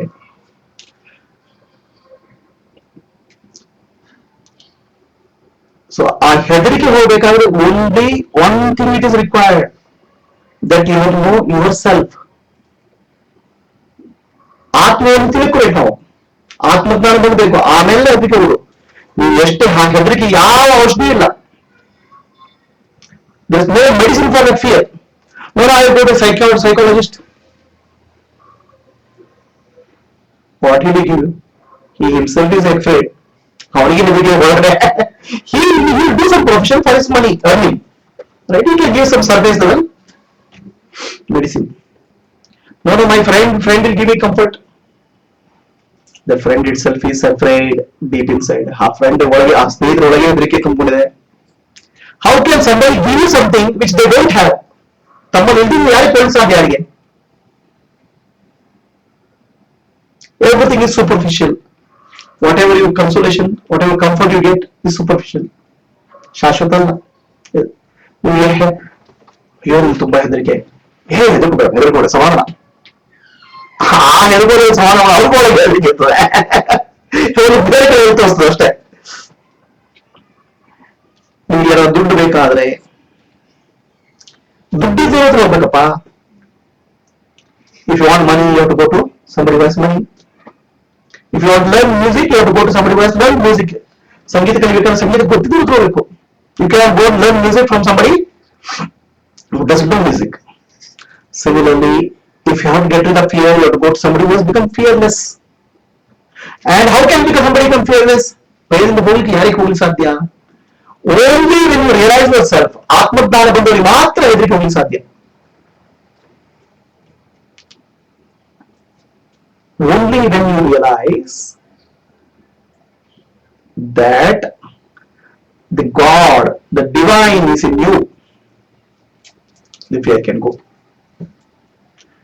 Even if you realize the divine is sitting in heaven, the fear will be still there. Because how many kilometers? ಭಗವಂತನಿಲ್ಲೋ ಆಕಾಶದಿಂದ ತಿಳ್ಕೊಂಡ್ರು ಅದಕ್ಕೆ ಇರ್ತದೆ. Because there's a distance, there's a gap. Right? It's like this. ಅದು ಹೇಗೆ ಅಂದ್ರೆ, you are at home. Okay? Some thieves are attacking your house. ಯಾರ ಕಳ್ಕೊಂಡು ಮನೆ ಬಾಯಿ ತಿರ್ತಾ ಇದ್ದಾರೆ. You call police station. So police people say, don't worry, you have 500 people guarding Bangalore city. Bangalore city ಅದಕ್ಕೆ 500 people ಇಲ್ಲಿ somebody is required by home. ನಮ್ಮನ್ನು ಯಾವ ಹೋಗ್ಬೇಕಲ್ಲ. What if there are 10,000 policemen in Bangalore? If there is no one policeman who can come and save me from these thieves? ಈ control ದೇಶ ನಮ್ಮಲ್ಲಿ ಯಾರು ಬೇಕಲ್ಲಪ್ಪ. What if God sits in heaven? What if God sits in Vaikuntha? What if he sits in Kailasa? As long as you don't experience him sitting in your heart, how can the fear go?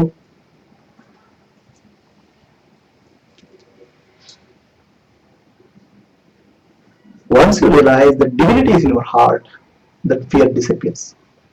That is the spirituality. Spirituality is not about magics. Spirituality is not about miracles. Spirituality is not about benefits which you get, promotion, marriage and all. That's all bonus. The real fearlessness is what you get. ಆತ್ಮಜ್ಞಾನ ಭಗವಂತ ನನ್ನಲ್ಲಿ ಇದ್ದಾನೆ ಅನ್ನುವ ಅನುಭವ ಬಂದಾಗ ಹೆದರಿಕೆ ಹೋಗ್ತದೆ. ಭಗವಂತ ಎಲ್ಲೋ ಇದ್ದಾನೆ ಅಂತ ಎಲ್ಲಿ ನಿಮ್ ತಲೆಯಲ್ಲಿ ಇದ್ರೆ ಅಲ್ಲಿವರೆಗೆ ಹೆದರಿಕೆ ಹೋಗಿಲ್ಲ. ನಿಮ್ಮನೆ ಪೂರ್ತಿ ಕಂಡು ಬಂದರೆ ಈ ಪುರುಷರಿಗೆ ಹೋಗೋಣ ಏನ್ ಯೋಚನೆ ಮಾಡಬೇಕು. ಬೆಂಗಳೂರು 10,000 ಪುರುಷನಿದೆ ಅಂತ. ಅದು ಬೆಂಗಳೂರು 10,000 ಇರಲಿ, ನಮ್ಮಲ್ಲಿ ಅಂದ್ರೆ ನಮ್ಮಲ್ಲಿ ಭಗವಂತ ಕಂಡಾಗ ಹೆದರಿಕೆ ಹೋಗುತ್ತೆ. That is Atmanam, the fearlessness. So now there is a message here next. ಏನದು?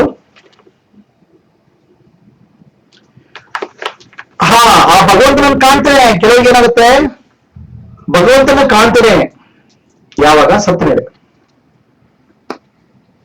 After death I will find Bhagwan. ಭಗವಂತನ I will not get the consciousness after death. You have to realize here now. ಭಗವಂತನ ಕಾಣಬೇಕಾದ್ರೆ ಇಲ್ಲೇ ಕಾಣಬೇಕು.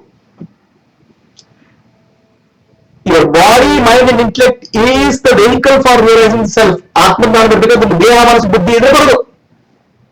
ಇಲ್ಲಿಗೆ ಯಾವಾಗ ಕಾಣಬೇಕು? ಭಗವಂತನ ಬದುಕಿದ್ದಾಗ ಕಾಣಬೇಕಪ್ಪ. ಸತ್ತ ಮೇಲೆ ಮುಕ್ತಿ ಅನ್ನೋ ಪ್ರಶ್ನೆ ಇಲ್ಲ.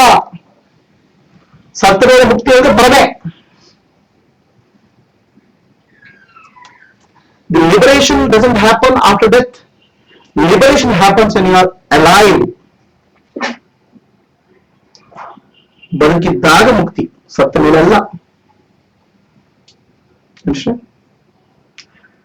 ಯಾಕೆ? ಆತ್ಮಜ್ಞಾನ ಬರಬೇಕಾದ್ರೆ ದೇಹ ಮನಸ್ಸು ಬುದ್ಧಿ ಬೇಕು. ನಮ್ಗೆ ಅಷ್ಟು ತಲೆಯಿಲ್ಲಲ್ಲ, ಅಷ್ಟು ಗೊತ್ತಿಲ್ಲಲ್ಲಪ್ಪ. ನಮ್ಗೆ ಗೊತ್ತಿದೆ ಮದುವೆ ಆಗ್ಬೇಕಾದ್ರೆ ಏಜ್ ಇದೆ ಅಂತ ಗೊತ್ತಿದೆ. What is right age for marriage? For a boy 27, for A girl 21.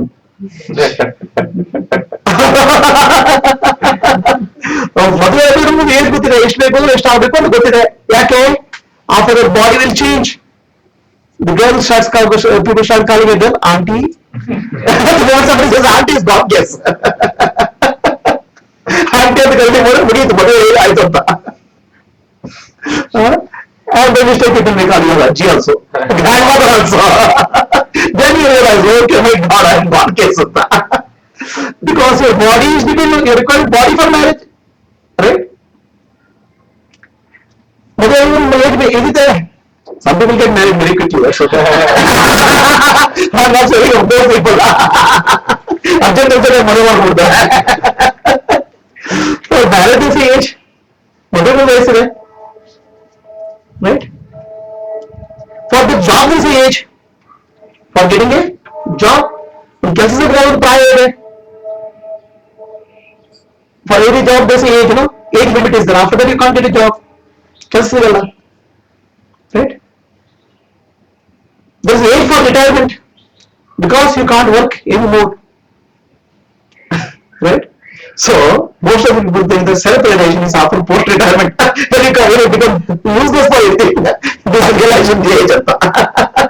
When you can't work, the marriage you can't. Your age of marriage and children is over.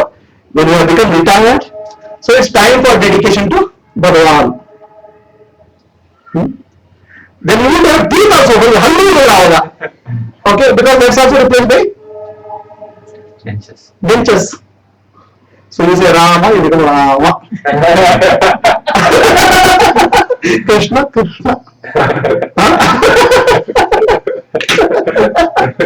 You think you can't give that much to God? Bhagavan has to put it out.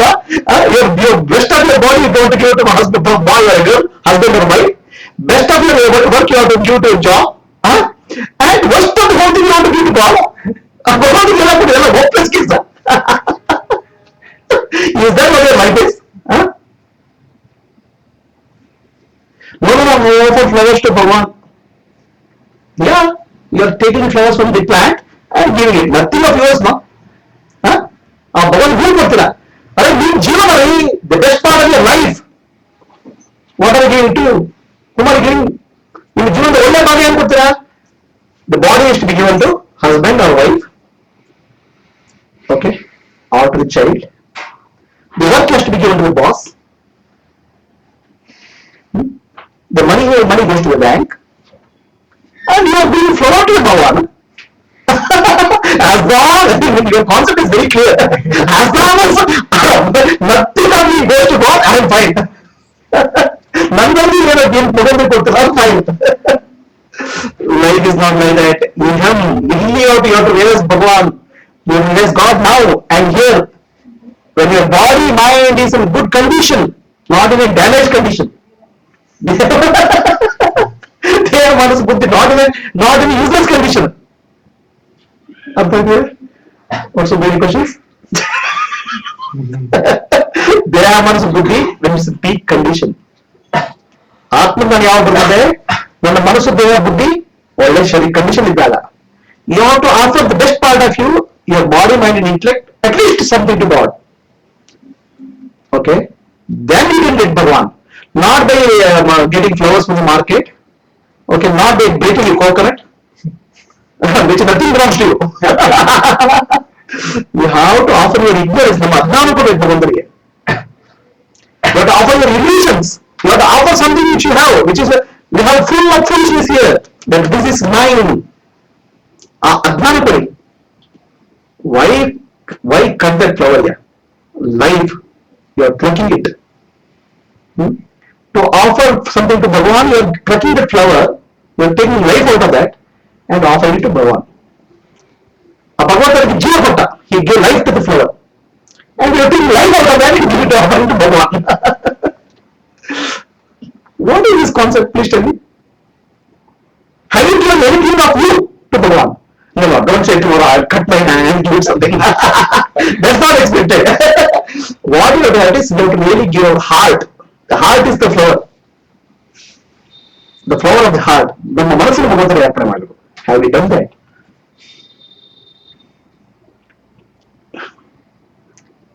You have to offer your stupidity and ignorance to Bhagavan. Have you done that? ಭಗವಂತನಿಗೆ ನಾನು ಹೂ ಕೊಡೋದಲ್ಲಪ್ಪ, ನಾನು ಮನಸ್ಸು ಕೊಡ್ಬೇಕು. ಕೊಟ್ರೆ ಆ ಭಗವಂತ ನಮ್ಮಲ್ಲಿ ಇರ್ತಾನೆ. That realisation has to happen now, not after you become old, not after you post retirement, not at the time of death bed, not after death, ಸತ್ತ ಮೇಲೂ ಅಲ್ಲ, ಬದುಕಿದ್ದಾಗ. ನಮ್ಮಲ್ಲಿ ಸತ್ತ ಮೇಲೆ 12 ದಿವಸ ವೈಕುಂಠ ಸಮಾರಾಧನೆ ಏನು ಮಾಡ್ತೇವೆ. After death 12 days, the understanding is that ಜೀವಾತ್ಮ has Vaikuntha, has gone to Vaikuntha, Vaikuntha ಕೊಟ್ಟಿದ್ದಾರೆ ಅಂತ. That means you have gone to ಭಗವಾನ್.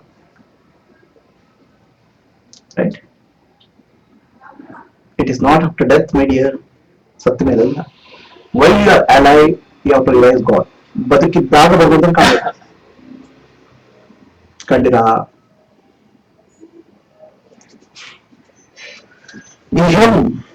ಇಲ್ಲಿ ಕಾಣಬೇಕು. ಫಾರ್ ರಿಯಲೈಸಿಂಗ್ ಭಗವಾನ್ ಎಲ್ಲಬೇಕು ಕೈಲಾಸ, ಹಿಮಾಲಯಕ್ಕೆ ಹೋಗ್ಬೇಕು. ಅಟ್ಲೀಸ್ಟ್ ಅವ್ರು ಸಮ ಆಶ್ರಮ, ಯಾವ್ದು ಆಶ್ರಮಕ್ಕೆ ಹೋಗ್ಬೇಕು. ಆಸ್ ಇಫ್ ಭಗವಾನ್ ಸೇವೆ ಯಾರು ಇದೆಯಾ? ಭಗವಂತ ಅಲ್ಲೇ ಇರುದ? ಮೀನ್ಸ್ ಇಲ್ಲಿ, here and now. The here is not in my house, the here is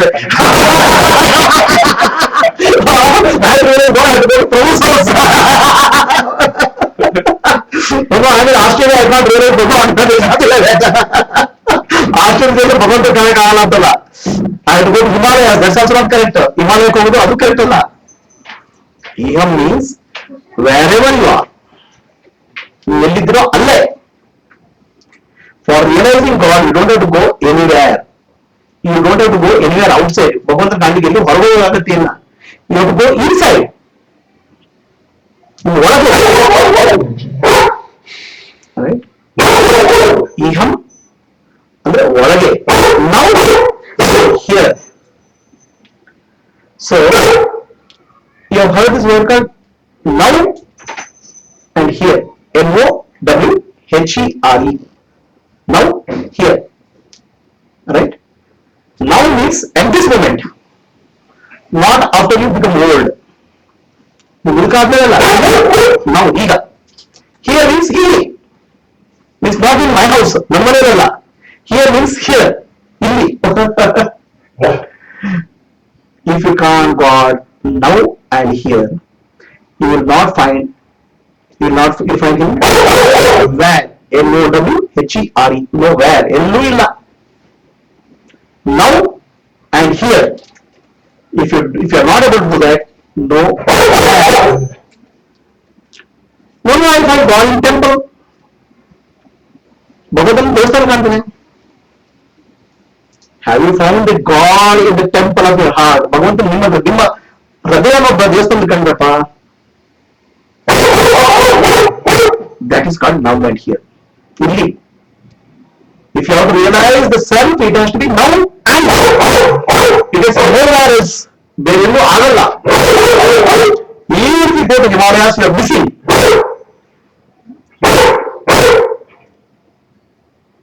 There is no agalla. You will be missing the point.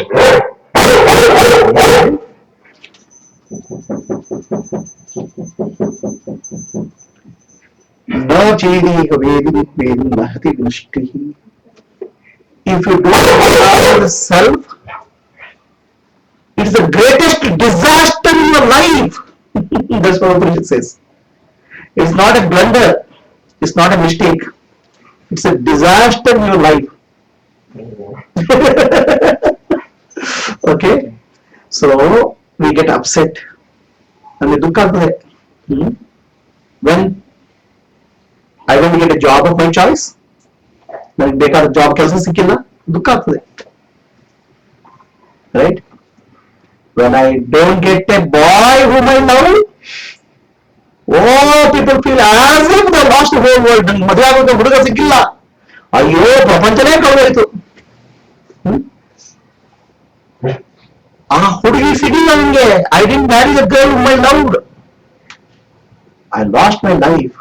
And some people commit suicide also.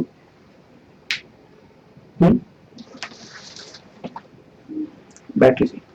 Charge. Oh, okay. What is white plug? Do it.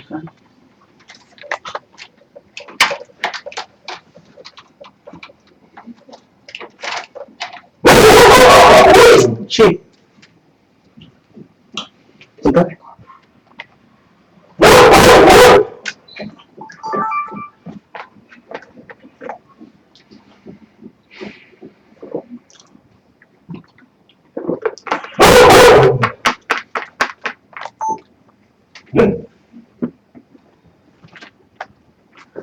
ನನಗೆ ಮದುವೆ ಆಗಿಲ್ಲ, ಬೇಕಾದ ಹುಡುಗಿ ಮದುವೆ ಆಗಿಲ್ಲ. ಅಯ್ಯೋ ನನ್ ಜೀವನ ಬೇಕಲ್ರಿ. I didn't get a boy whom I liked. My life is gone. Charge it all. It's not fun. ఉందా రైట్ అది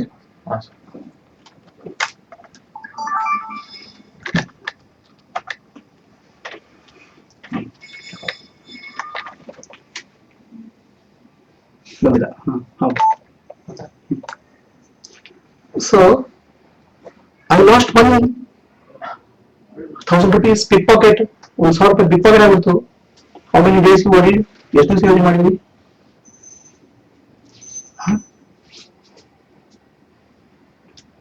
But you have not understood the disaster in your life.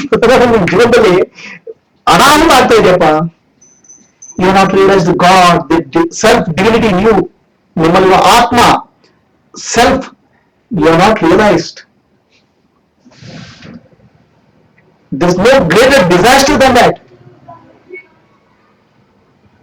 You are crying over trivial things. ಸಣ್ಣ ಪುಟ್ಟ ಉಪಯೋಗದ ವಸ್ತುಗಳು ಯೋಚನೆ ಮಾಡ್ತಿದ್ದೀರಾ? While you are missing the greatest jewel, the diamond in your life. ನಿಮ್ಮ ಜೀವನದಲ್ಲಿ ಇರುವಂತ ವಜ್ರ ಕಳ್ಕೊಂಡು ವಜ್ರ ಬರ್ತಿದ್ದೀರಾ?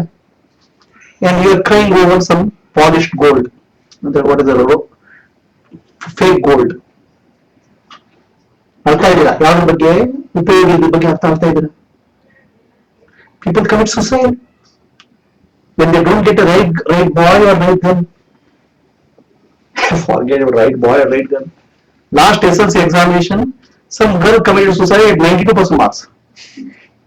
92% mark suicide because she didn't get 99%. 92% ಸಿಕ್ಕಿಲ್ಲ suicide. Is there a foolishness? We laugh at that girl committing suicide for 92% marks, but we cry when we don't get something which we call is important. ನಮ್ಗೆ ಬಹಳ ಮುಖ್ಯವಾಗಿದೆ ಅಂತ ನಮ್ಗೆ ಸಿಕ್ಕಿಲ್ಲ ಅಂದ್ರೆ ನಾವು ದುಃಖ ಪಡ್ತೇವೆ.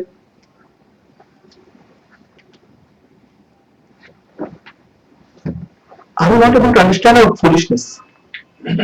ನಾವು ಹೋಗ್ತಾ ನಮ್ಗೆ ಗೊತ್ತಾಗ್ತಾ ಇಲ್ಲಪ್ಪ. It's a disaster in life. ನಮ್ಮ ಜೀವನದಲ್ಲಿ ಅನಾಹುತ ಮಾಡ್ಕೊಡ್ತಿದ್ರೆ because human life is beautiful, most beautiful. ಮನುಷ್ಯನ ಜೀವನ ಬಹಳ ಸುಂದರವಾದ್ದು. It is very difficult to get human life. Very precious. Very precious. Okay? You have taken life for granted. Your ಜೀವನ ಬಹಳ ಆರಾಮಾಗಿ ತಗೊಂಡಿರ. How many people realize that they have a tongue? Tongue ಇದೆಯಾ ನಿಮಗೆ? You have tooth? You have tooth? When I ask the question, you remember about the tooth. Because it's in good condition, intact. ಸರಿಯಾಗಿದೆ. The day you go to a tooth, you realize the importance of a tooth. When this how the most wrongly. When you have toothache, one day you have toothache. When you realize tooth. Others will forget there is something called tooth. You forget that you have eyes. You continue to matter. What is there with you? You don't understand the value of that. ನಿಮ್ಮ ಜೀವನದಲ್ಲಿ ಏನಿದೆ ಅದರ ಅದು ಎಷ್ಟು ಮಹತ್ವ ಅಂತ ಅರ್ಥ ಮಾಡ್ಕೊಳ್ತಾ ಇದ್ದು. And you cry for things which you don't have. ಇವತ್ತು ಏನಿಲ್ಲ ಅವ್ರ ಬಗ್ಗೆ ಅರ್ಥ ಇಲ್ಲ. And what you have is the most precious vehicle in the universe. ಪ್ರಪಂಚದ ಅತ್ಯಂತ ಶ್ರೇಷ್ಠವಾದ ವಾಹನ. Not Mercedes Benz, not Contessa car, not aeroplane. The human body is the most precious vehicle. ಬಹಳ ಮುಖ್ಯವಾದ ಸಾಧನಪ್ಪ. It's very precious vehicle. And that precious vehicle can take you to infinity. ಅನಂತತೆ ಕರೆತರೋದಕ್ಕೆ ಸಾಧ್ಯ ಇದೆ. But you are crying for the finite, crying for the trivial. ಉಪಯೋಗ ಇಲ್ಲದೆ ಕಾಣ್ತಾ ಇದ್ದೀರಾ.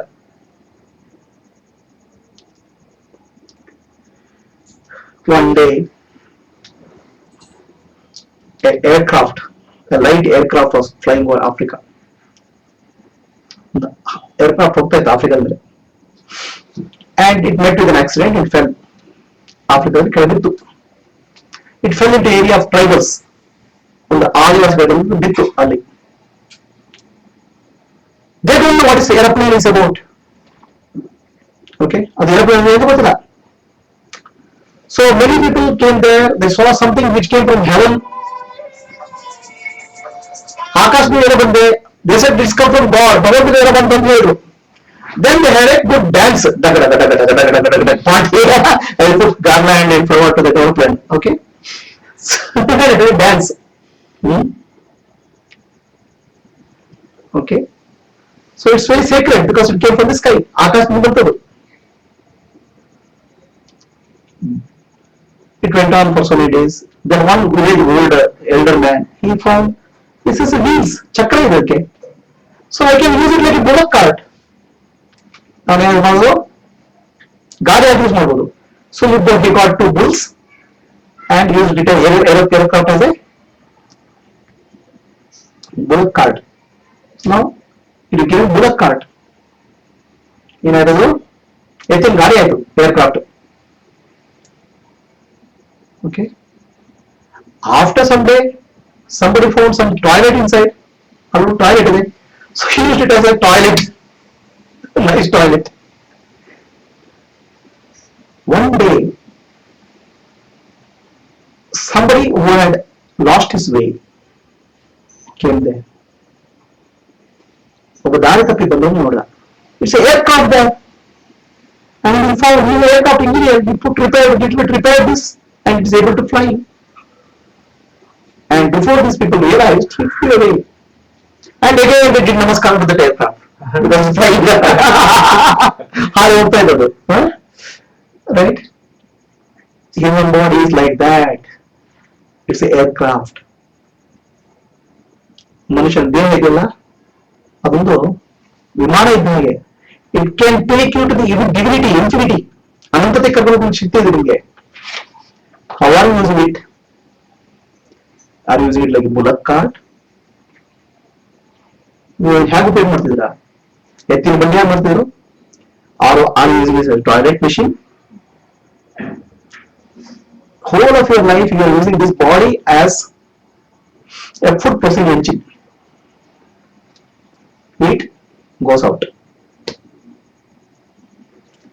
Your life is 60 years or 70 years. 60 ವರ್ಷ 70 ವರ್ಷ. You really visualize that a pipe, a big pipe. One end the food comes and other end some toilet goes out. Waste goes out. Our life of 60 years is a food processing pipe. Eating, drinking, throwing out waste. It's only 60 years long.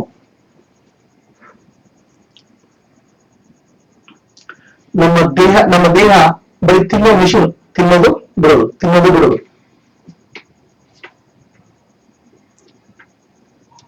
Some people worship this. Only thing is they don't worship their body, they worship others' body.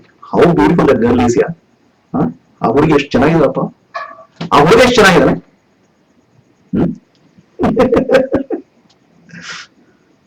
But have you realized that you can fly in this body?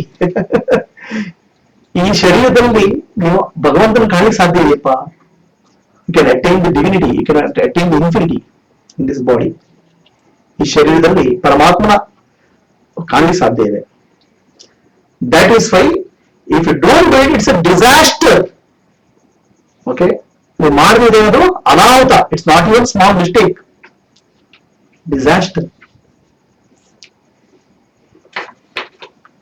ಯಾಕೆ? There was a beggar. ಒಬ್ಬ ಭಿಕ್ಷುಕ ಇದ್ದ. ಅವನು ಒಂದು market place ಕೂತು ಭಿಕ್ಷೆ ಬೇಡ್ತಾ ಇದ್ದ. He used to sit and beg for alms in the marketplace.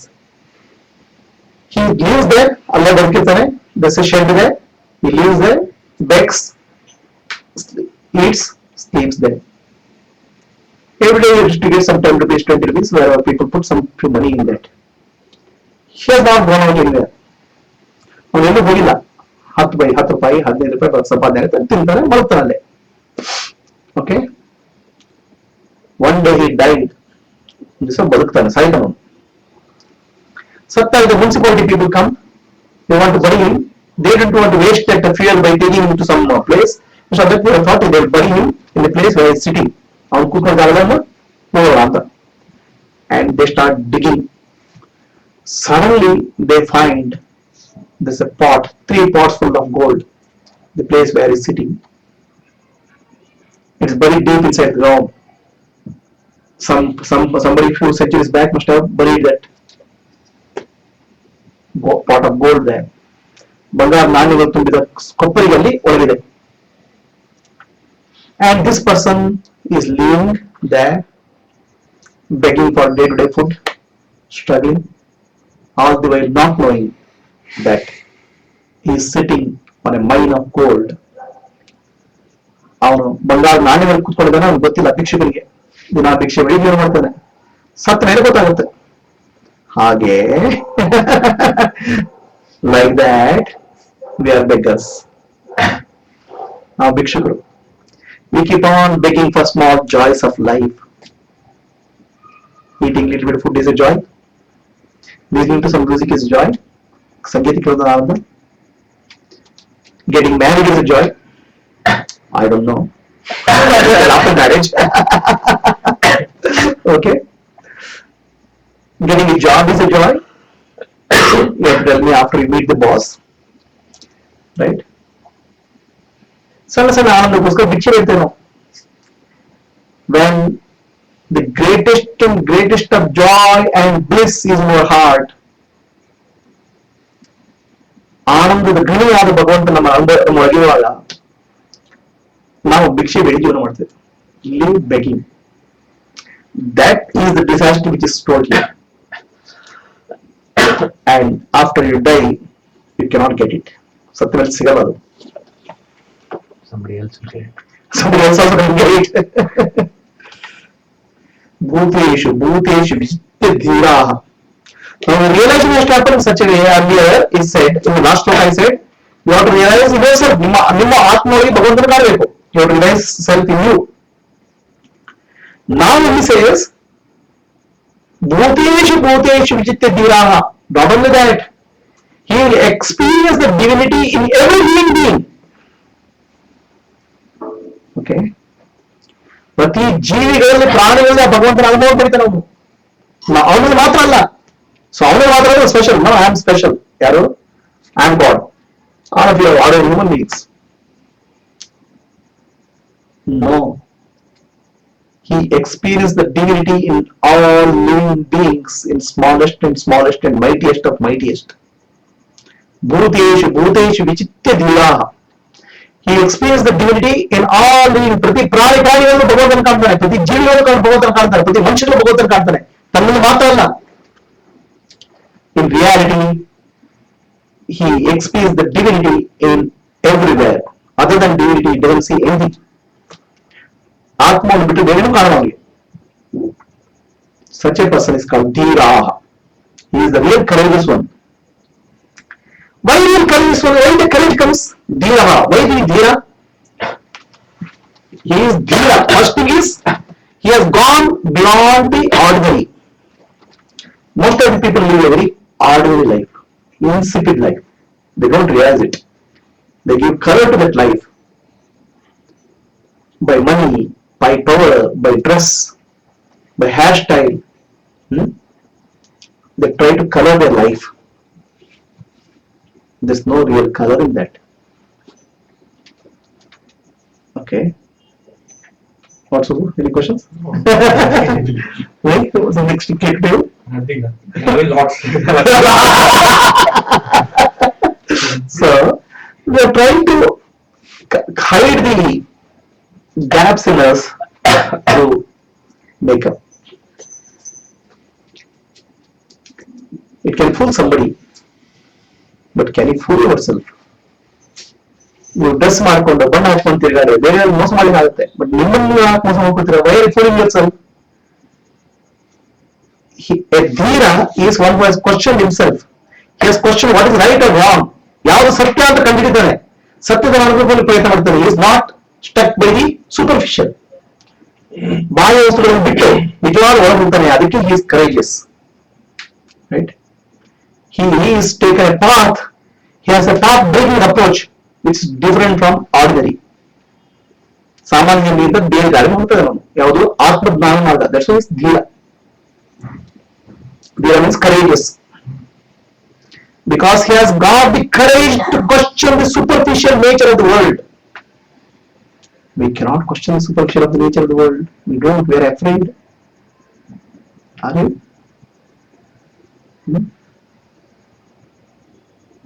Are you not? I love that person. How much you will there. But you never question whether love is real or not. Because if you question, you'll get scared. Right? You try to catch hold of the superficial very strongly. ಸ್ಥೂಲವಾದ ವ್ಯಕ್ತಿ ಅಂದ್ಕೊಳ್ಳಿ ಪ್ರಯತ್ನ ಮಾಡ್ತೀನಿ. If you little bit wiser, you look clearly. ಸ್ವಲ್ಪ ಬುದ್ಧಿಯಿಂದ ನೋಡ್ತಿದ್ರೆ ಸರಿಯಾಗಿ what foolishness you are doing. What type of foolishness are you doing in your life? But you don't want to, because deep inside you are afraid. If I question something, something may go.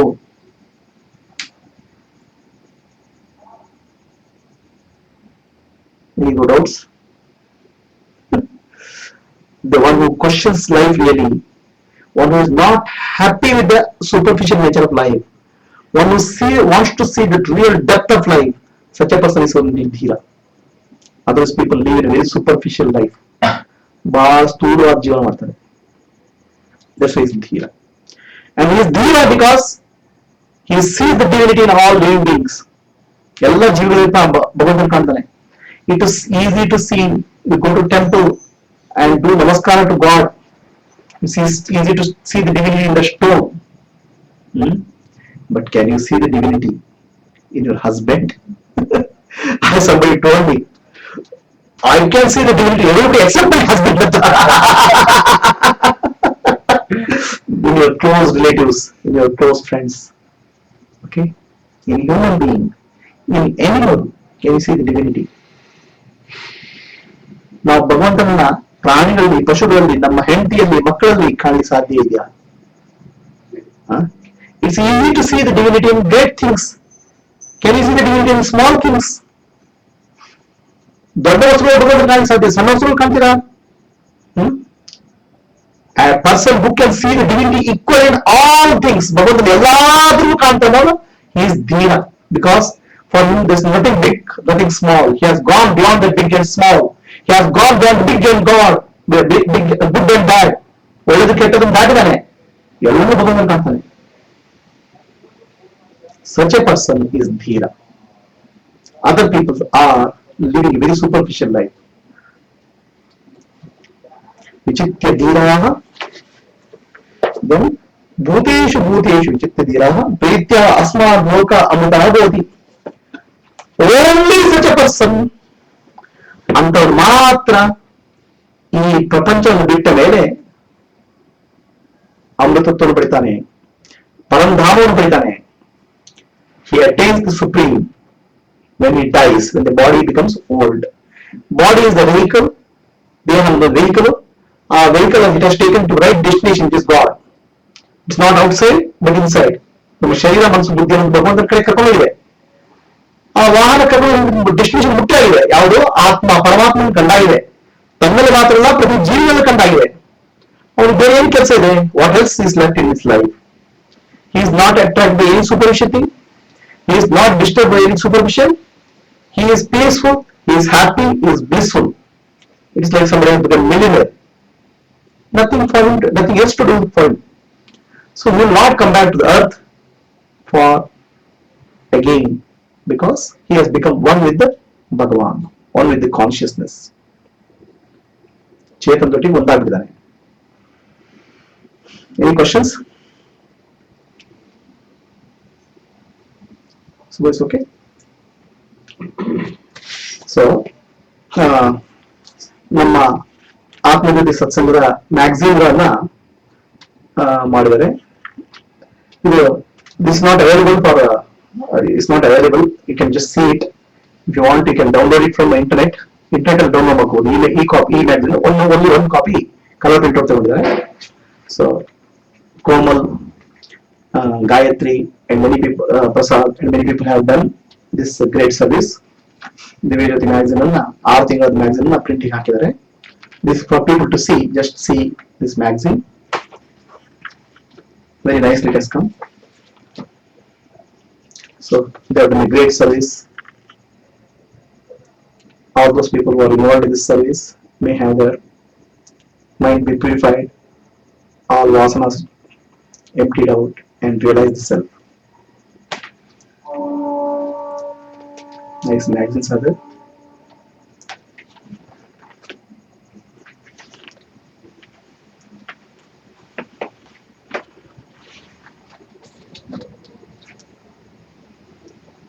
Any questions? So, what are the states of mind you were saying? The 6 states of mind. 6 states of realization or 6 states of mind. Today I told 4 states of mind. Wow. Right? 4 states of mind I told today. Jagrata, Swapna, Sushupti, Turiya. Okay? Waking, dreaming, deep state, and higher consciousness. Okay? Self-realization is beyond all these 4. It's pure awareness. Jagrata, Swapna, Sushupti, Turiya. Okay? Or Jagrata, Swapna, Sushupti, Samadhi. Okay? Okay. Samadhi is called superconscious state. Waking, conscious, subconscious, unconscious, and superconscious. 4 states. Right? And realization is beyond all these 4 states.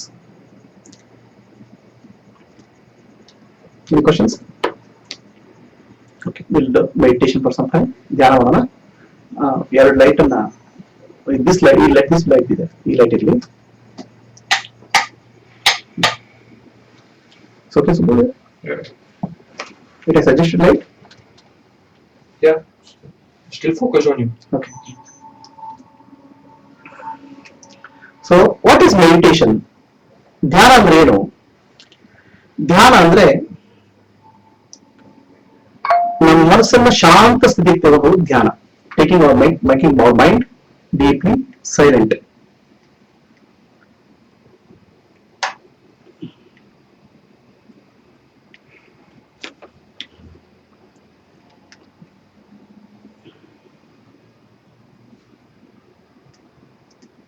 ಮನಸ್ಸನ್ನ ಅತ್ಯಂತ ಶಾಂತ ಸ್ಥಿತಿಗೆ ಹೋದಾಗ ನಾವು ಭಗವಂತನ ಅನುಭವ ಪಡೆಯುತ್ತೇವೆ. If the mind is deeply silent, we experience the divinity here in this body. ನಮ್ಮ ಮನಸ್ಸು ಯಾವಾಗ ಶಾಂತ ಆಗ್ತದೆ ಆಗ ಭಗವಂತನ ಅನುಭವ ಆಗ್ತದೆ. ಈಗ ನಮ್ಮ ಮನಸ್ಸು 50,000 more than 60,000 thoughts are going in our mind at any point of time. ನಮ್ಮ ತಲೆಯಲ್ಲಿ 60,000 ಯೋಚನೆ ಬರ್ತವೆ. I am not saying in figurative numbers, it's real numbers. 60,000 thoughts per day. When thoughts become zero, you are one with the divine. When the mind is free of thoughts, ಮನಸ್ಸು ಎಲ್ಲ ಆಲೋಚನೆ ಖಾಲಿ ಆದಾಗ ನಾವು ಭಗವಂತನಿಗೆ ಒಂದಾಗ್ತೇವೆ. That's called state of oneness with the God. ಭಗವಂತನಿಗೆ ಒಂದಾಗೋದಕ್ಕೆ ಅಂತ ಹೇಳೋದು ಮನಸ್ಸು ಶಾಂತ ಆಗೋದು ಅಂತ. ಸೊ ಆ ಮನಸ್ಸು ಶಾಂತ ಆಗಬೇಕಾದ್ರೆ ಮೊದಲು ನಾವು ಉಸಿರನ್ನು ಗಮನಿಸಲಿಕ್ಕೆ ಕಲಿಬೇಕು. You learn how to observe our breath. Take your left hand on, keep your own earth stomach. ಹೊಟ್ಟೆಯಲ್ಲಿ ಎಡಗೈಯನ್ನು ಇಟ್ಕೊಳ್ಳಿ. ಹೊಟ್ಟೆಯಲ್ಲಿ ಎಡಗೈಯನ್ನು ಇಟ್ಕೊಂಡು ಉಸಿರು ಒಳಗೆ ಹೋಗುತ್ತೆ, ಹೊರಗೆ ಬರ್ತದೆ. Observe the breath going in and out. as you observe the breath, just be aware of the stomach moving in and out. As you observe the breath, the mind becomes more and more silent. ನೀವು ಉಸಿರನ್ನು ಗಮನಿಸ್ತಾ ಇದ್ದಾಗೆ ಮನಸ್ಸು ಶಾಂತ ಆಗ್ತಾ ಹೋಗ್ತದೆ. ಮನಸ್ಸು ಶಾಂತ ಆಗ್ತಾ ಇದ್ದಾಗೆ ಮನಸ್ಸಿನ ಆಲೋಚನೆಗಳು ಕಡಿಮೆ ಆಗ್ತಾ ಹೋಗ್ತಾ ಇದೆ. The mind becomes free from thoughts, thoughts reduce. As the mind becomes free from thoughts, mind becomes silent. ಮನಸ್ಸು ಶಾಂತ ಆಗ್ತಾ ಹೋಗ್ತದೆ. As the mind becomes silent, you will feel yourself, you are separate awareness from the mind and the body and intellect. ದೇಹ ಮನಸ್ಸನ್ನು ಬುದ್ಧಿಯನ್ನು ಬಿಟ್ಟು ದಾಟಿದ ಆತ್ಮ ನಾನು ಅನ್ನೋ ಅನುಭವ ಸ್ವಾಗ್ತದೆ. ನಾನು ದೇಹ ಅಲ್ಲ, ಮನಸ್ಸಲ್ಲ, ಬುದ್ಧಿ ಅಲ್ಲ, ನಾನು ಆತ್ಮ ಸ್ವರೂಪ ಅನ್ನೋ ಅನುಭವ ಇರ್ತದೆ. You start experiencing the divinity in you. You start experiencing yourself as the witness, ಸಾಕ್ಷಿ. ಅದನ್ನು ಉಸಿರನ್ನ ಗಮನಿಸಿ ಮಾಡಿ. Close your eyes and start observing the stomach movement.